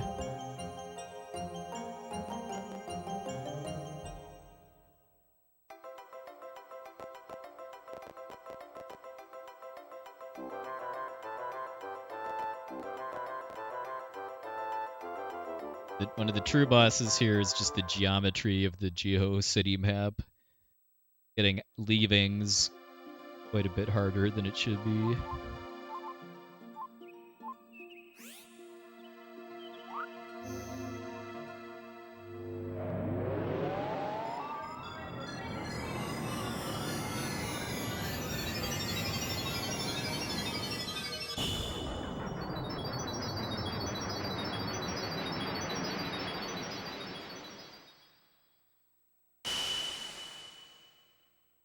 This is where most of my time save on my PB is, too, because this dungeon was a blow-up weekend. I've come better prepared in the form of having an actual map of the Bejewelled City ready this time.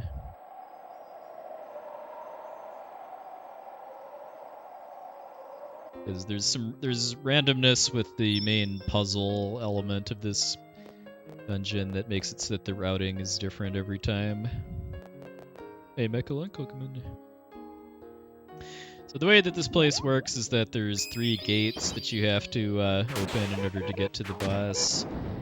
And each gate requires a number of jewels to open it, but the jewels that you need is random per playthrough, and when jewels that you use to open the gate you can't get back afterwards, so you have to go recollect them.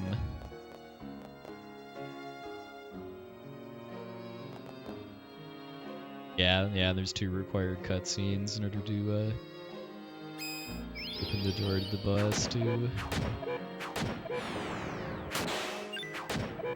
I feel like that we get to see beholders get a little face, well, or more like eyeball time. The classic mana enemy.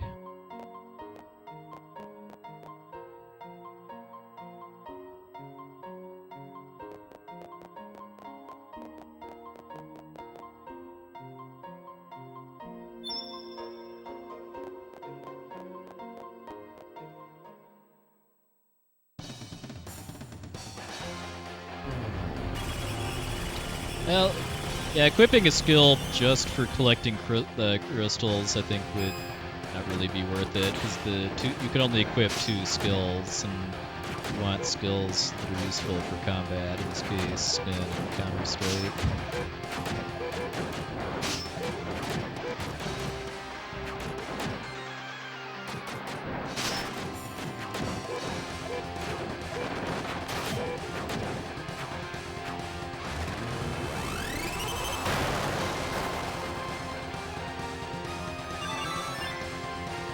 Kind of a weird fight without really wanting to go for Elazul most of the fight.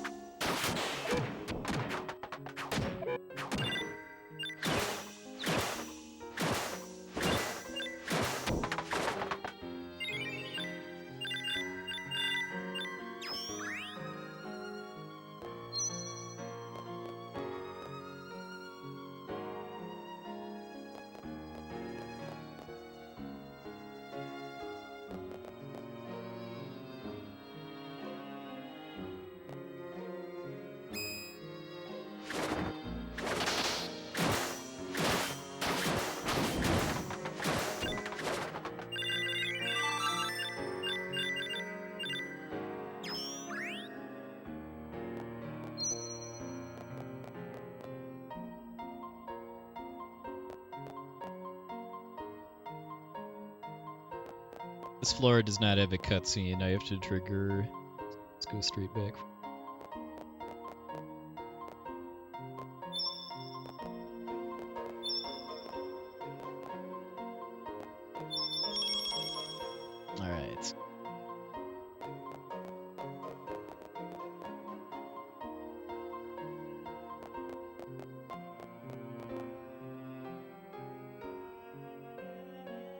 Yeah, I know that's something that Lemur was looking into at one point, is using different weaponry for different parts of this run in order to get faster in-battle movement, but I think he just ended up finding out that just wasn't worth all the extra menuing time. Because in addition to having to re-equip weapons, when you change weapons, the game will remove incompatible special techniques. That's again more menuing for getting equipped for bosses.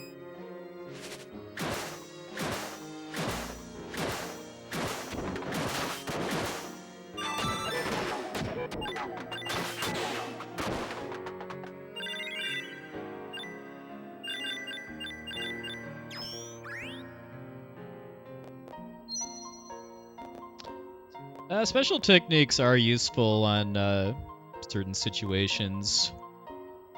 Not quite as much in this category as like Fairy and Dragon, where several of the bosses that you have to fight pretty much are guaranteed to use their own special technique at some point during the fight, and then you can time using yours in order to hit them for a big chunk of damage as they come out of theirs. Hey, Cheshire Cat.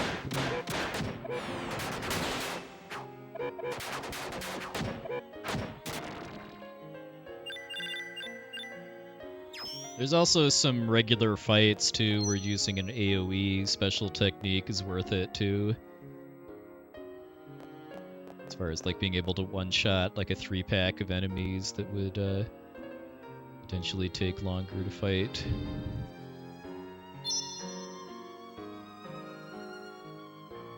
Yeah, I have not put a ton of practice time into the individual boss fights for Jumi yet, so I don't really know the good timings for using STs on bosses that they're useful on yet, but definitely change relatively soon.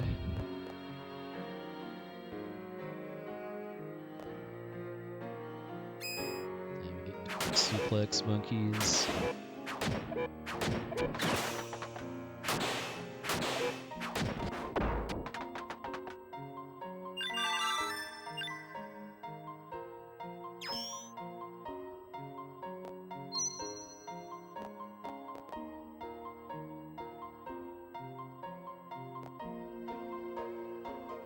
Should have fought the boss on my way through this room, just because the game will push you to the exit after the boss fight.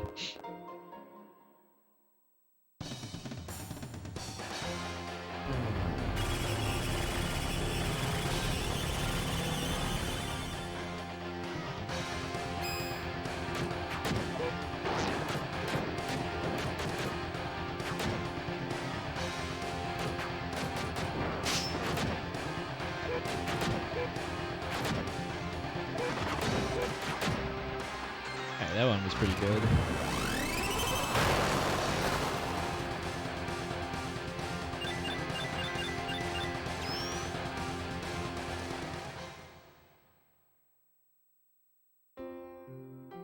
Even though you're pretty much fighting the same boss 7 times as part of this run, I'm really not minding it just because the Jewel Beast is a pretty dynamic fight as far as how each one plays out. Strategies are just very reactionary depending on what AI decides to do.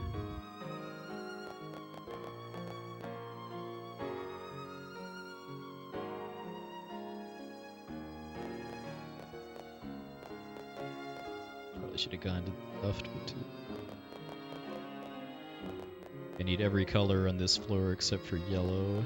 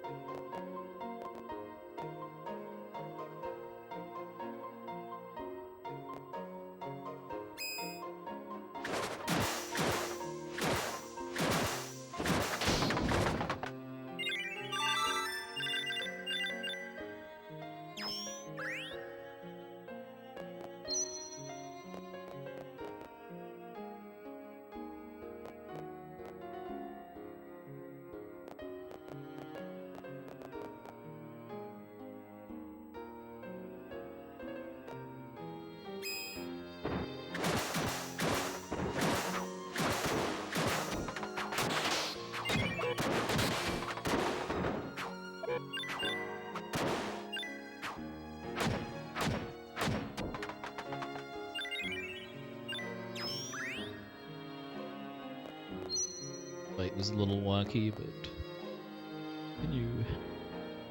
And more importantly, we actually got all of the jewels, as far as I can tell. A big part of why this segment was very, very bad in my PB was a couple instances of doing the fight, but then forgetting to actually get the jewel before leaving. If you want to be daring, you can skip this. Just hope that you don't need the diamond for the final door, but I don't feel up for that.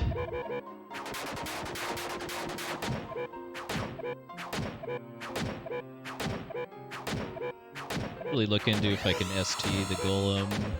Started the fight too. It always seems to start with its own.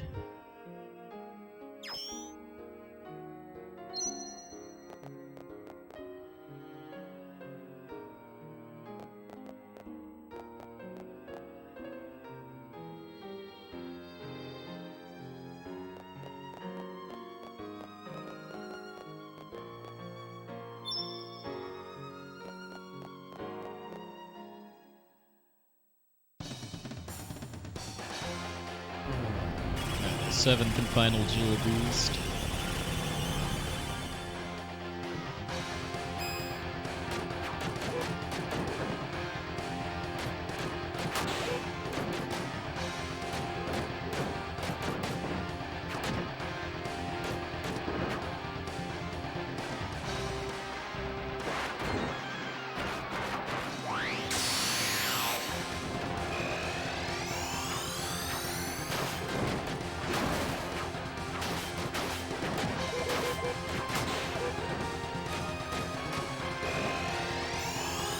Tried to kill it.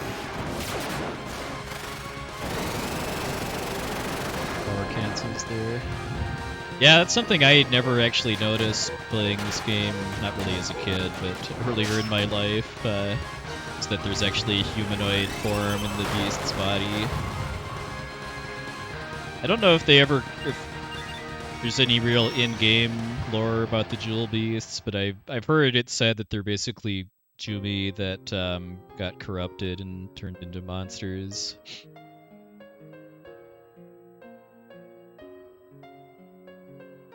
They honestly remind me a fair bit of xenomorphs too, because of that attack where they have a spike come out of their mouth to try to stab you with. So yeah, if you don't watch this cutscene, then the door to the final boss of the dungeon won't actually open.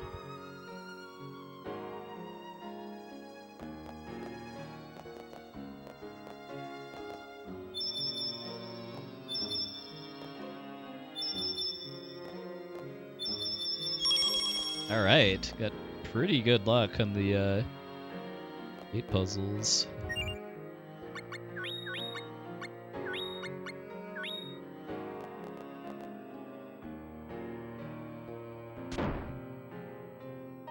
The second gate, I think I got first try.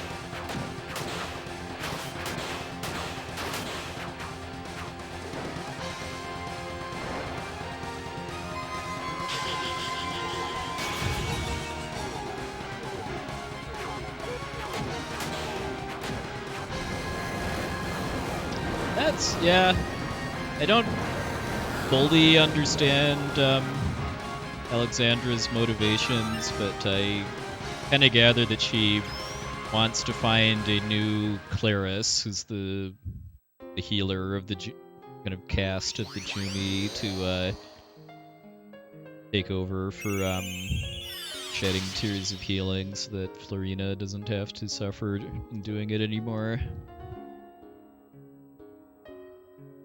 Hence why she's going around and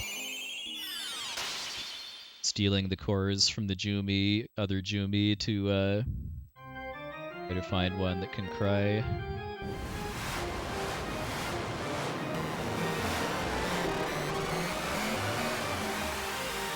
And Space Whale.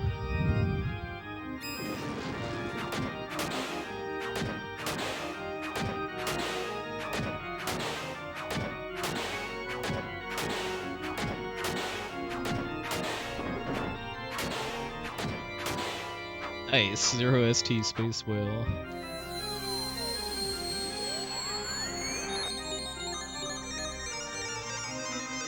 Yeah, this whole segment honestly felt pretty good. Had a couple not so great regular fights, but Jewel beasts were all decent, and 2 Space Whale fights were. Well, the second phase, Lord of Jewels 1000, was awesome. First one got 2 STs off, but I guess I don't have a ton of perspective yet on a fast Lord of Jewels 999 fight looks like.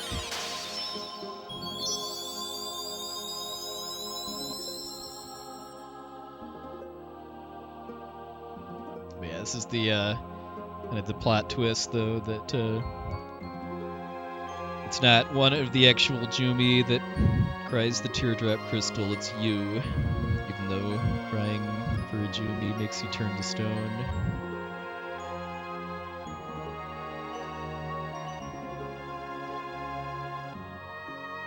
That's to this music, too.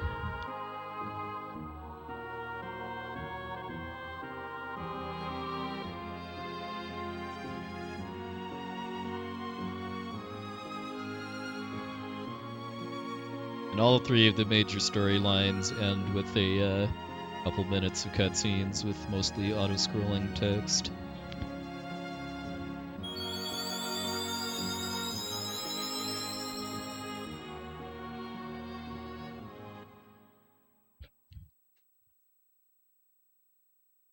So get a nice little break here.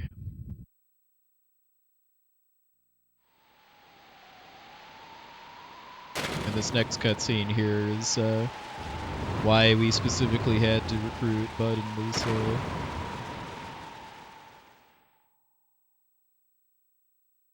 not sure exactly where you'll kind of run aground if you don't do that. Like if you're not actually able to talk to Boyd at the church to initiate Teardrop Crystal, or if it's sooner than that, game won't let you continue without these 2.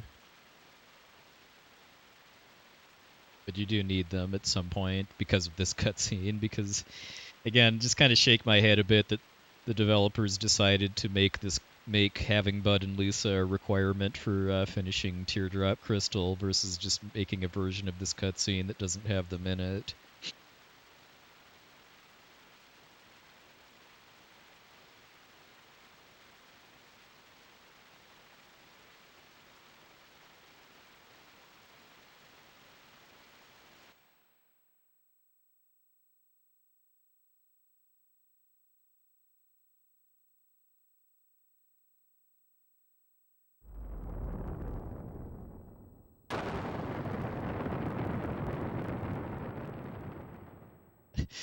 Yeah, this should be pushing around a 10-minute time save here.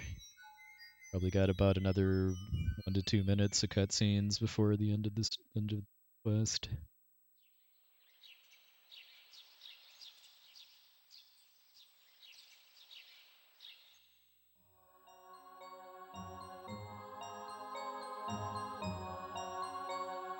I do really like how this story has kind of the happiest ending of the 3, too, where even though the Jewel Hunter killed all the Jumi by stealing their cores through the teardrop crystal. They all come back to life. And this awesome Aurora Borealis shot in the background. And your character actually speaking for the one and only time in the whole game, too.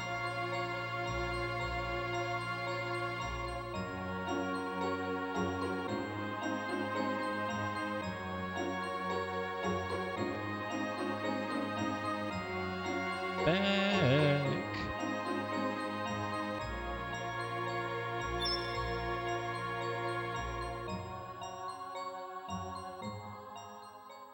Now we're going to save over 10 minutes here. Nice.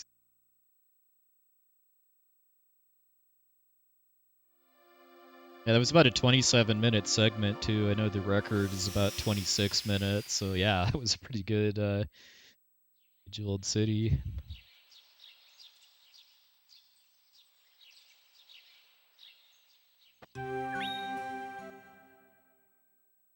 Alright, so now that we've finished the Jumi storyline, and as part of that we placed 18 artifacts in the overworld, now we can trigger the end game.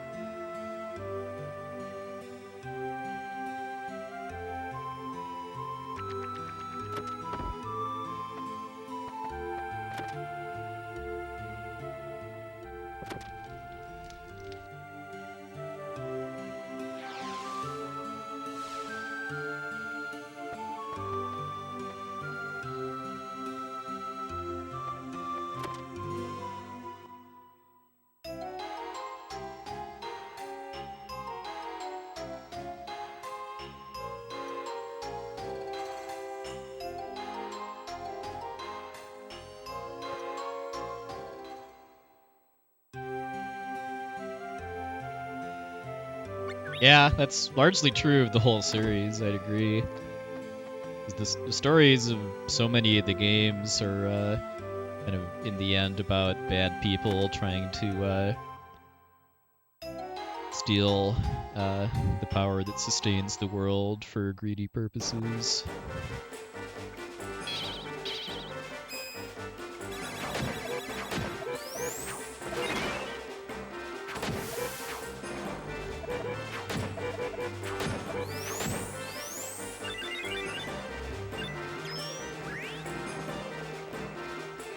Yeah, thanks, Crimson J. Nothing like saving over 10 minutes on one split in the second run.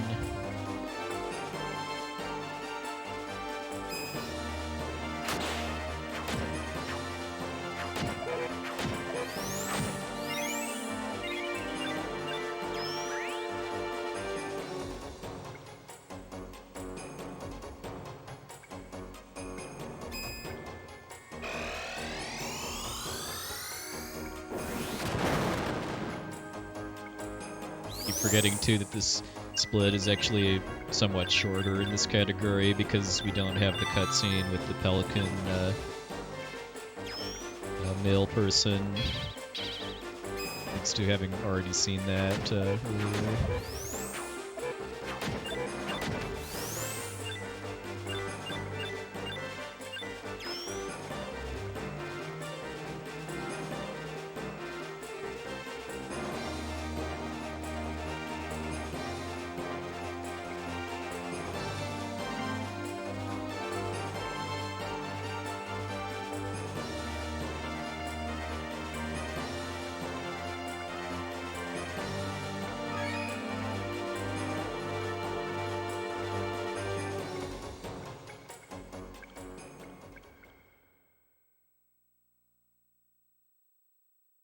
Not gold. Better set now.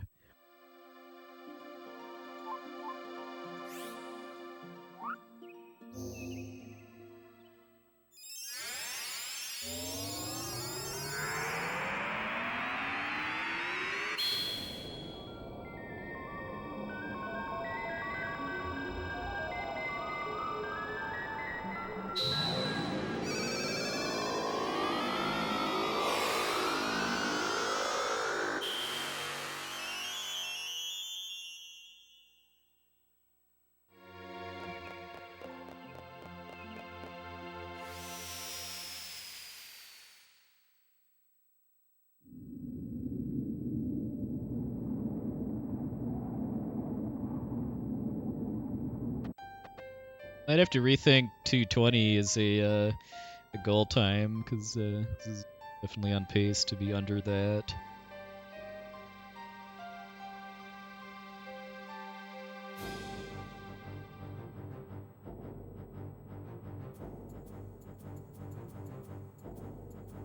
It kind of depends on really how seriously I'm taking the run, as far as whether I'm trying to really kind of push myself in the game to its limits, or it's a little more casual of an affair.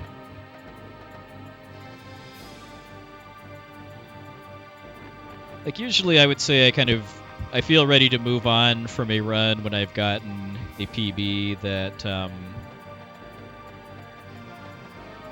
that executes the route and strategies pretty well, and doesn't have like any really big problems due to bad luck or play and stuff like that.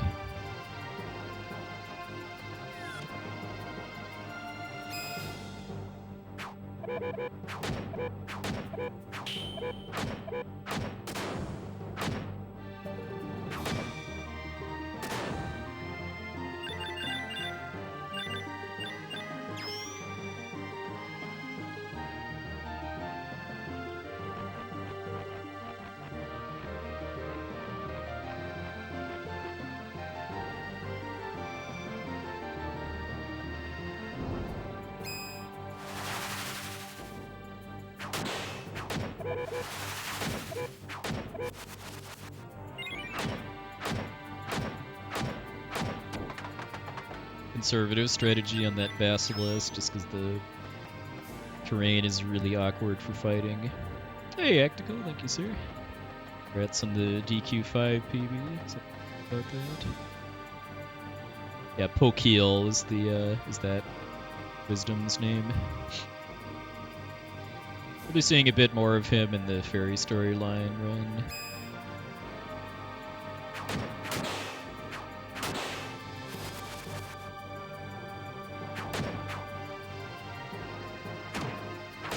Still alive. Okay, I thought he one hit was enough.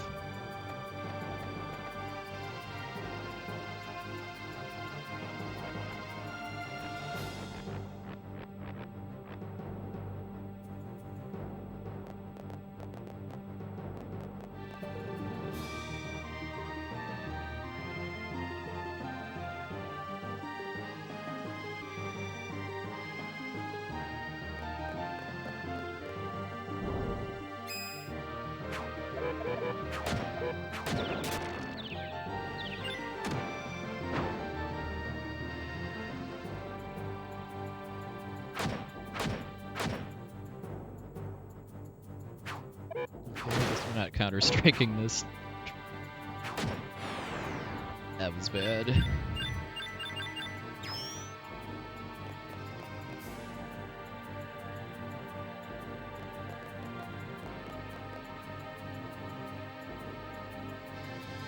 Or how I ended up with a 3-hit combo buffered out of that stun too.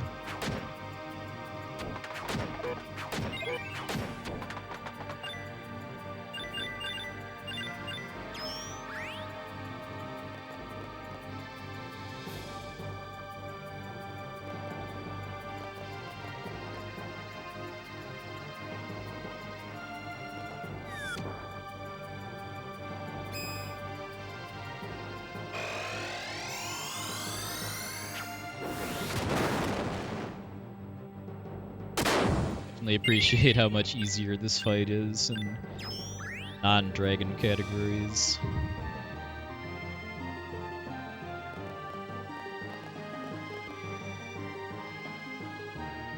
Dior is a town in Trials of Mana. Almost all of the material names come from other Mana games.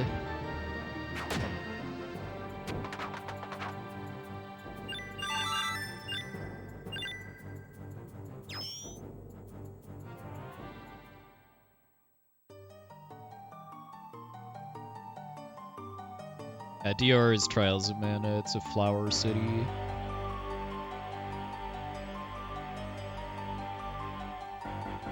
Might be able to 217 this.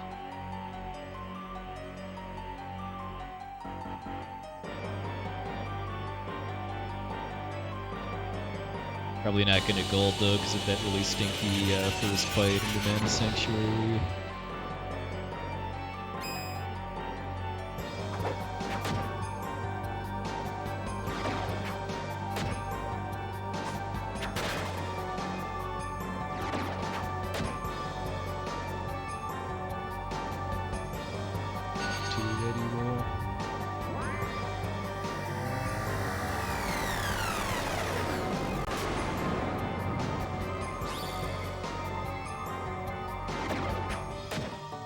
Nice.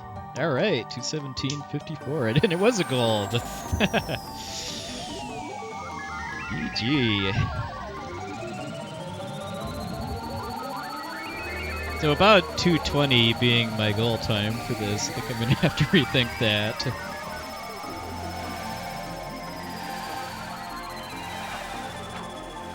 Thanks for the GGs, everybody.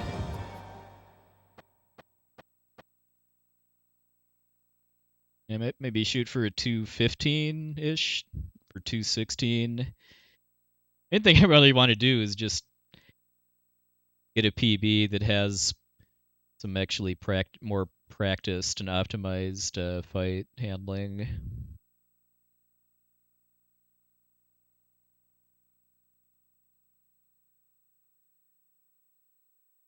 Yeah, the record is a 209. I don't remember what the seconds are, but 215 would be a little more kind of comparable, I think, to my Dragon PB as far as being 5 minutes off the record.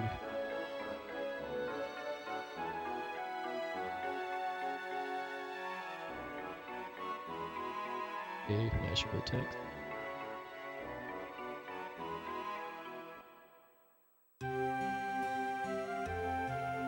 Hey, Xenos, welcome in.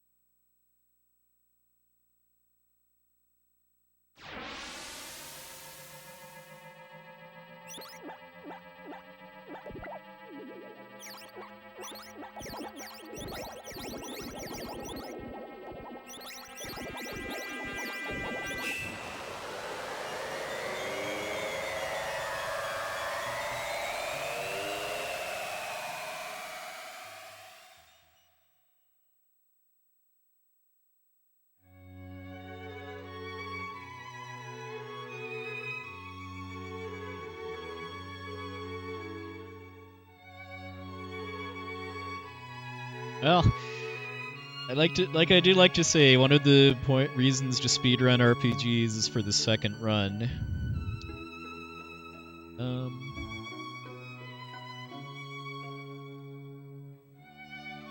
I even remember the start that well. I know I had a pretty good mushroom fight in the Cave Caverns.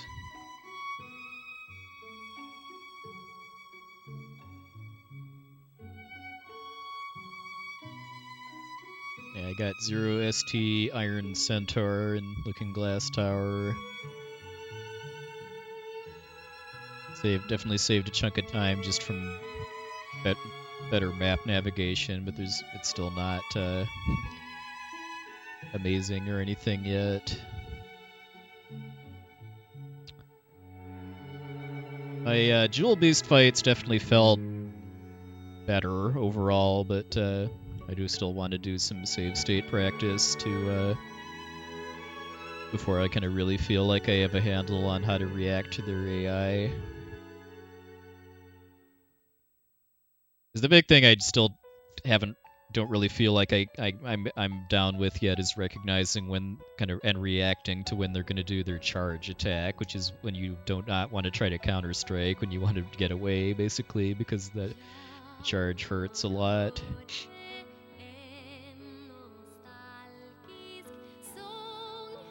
Oh yeah, and Bud and Lisa wasn't too fast either.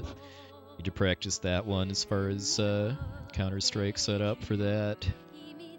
it's only one Counter-Strike each, but they're small targets and they can cast spells instead of use melee attacks, so I need to defend that a bit.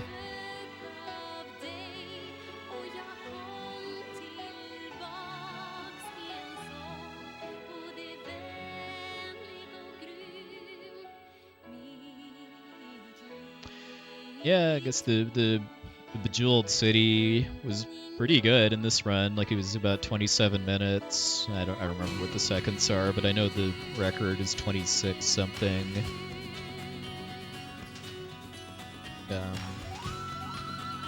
I had pretty good luck on all three of the gate puzzles as far as how many jewels I had to move around.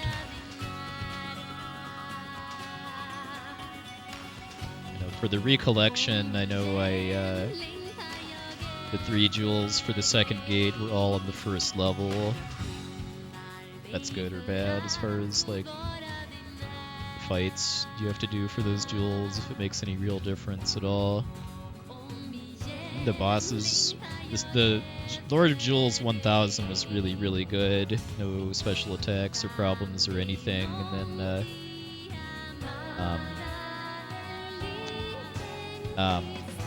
Lord of Jewels 999 did 2 of them, but since I've only done 2 runs of this, I don't really have a lot of perspective yet on how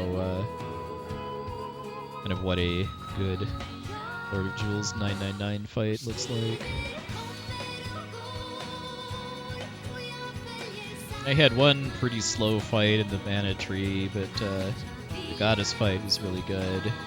The only thing that really could have gone better was actually having an ST ready to use when she did hers, but she was also in a position on the battlefield where actually hitting her would have been easier said than done. Because when she's up against the edge of the screen and does that big purple explosion attack, it's pretty rough to actually hit with a ST. Way easier if you can get behind her.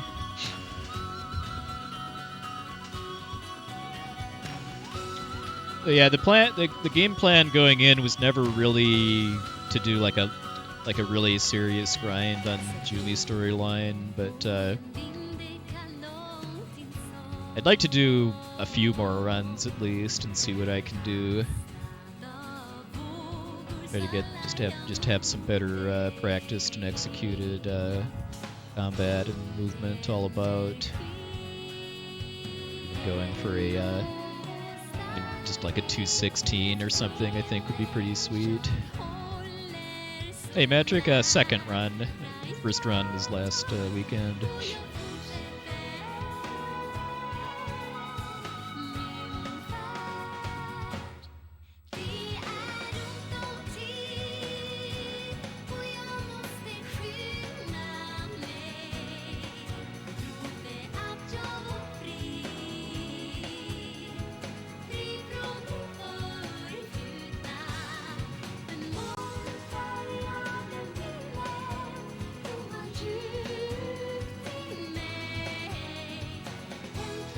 I stream once a week, generally around this time on Sundays. I used to stream on weeknights too, but for about 2 years now I've had a work schedule that's made that kind of rough, because I have to get up pretty early on weekdays.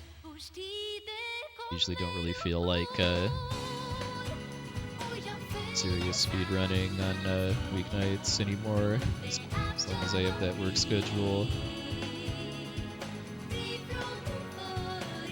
I do want to improve my ferry time a bit more too.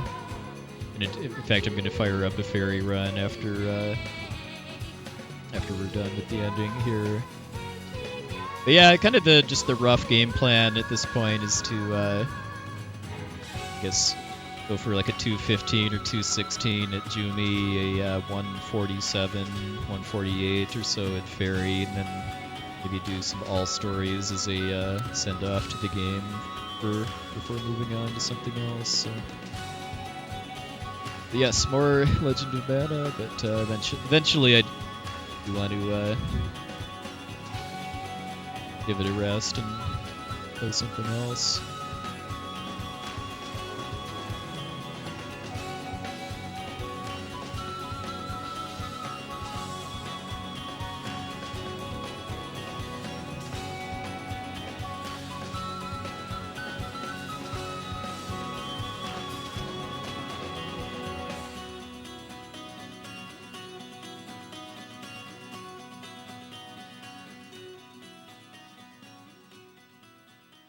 Thanks, the bolt. Alright, you have yourself a good night, Blaze.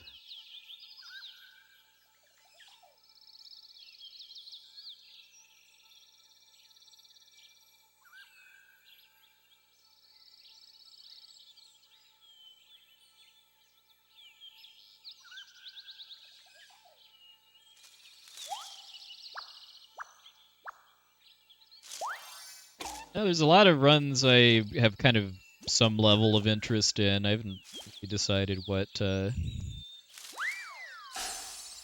going to be like soon, though.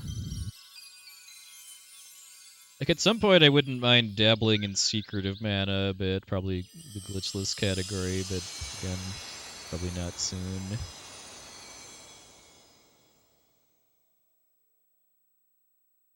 Enigma and Lufia 2 have crossed my mind, too.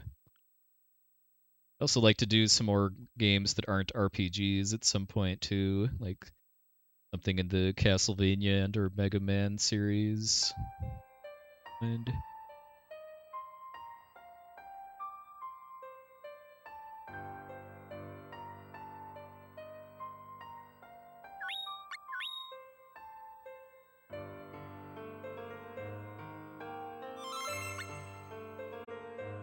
alright, 220.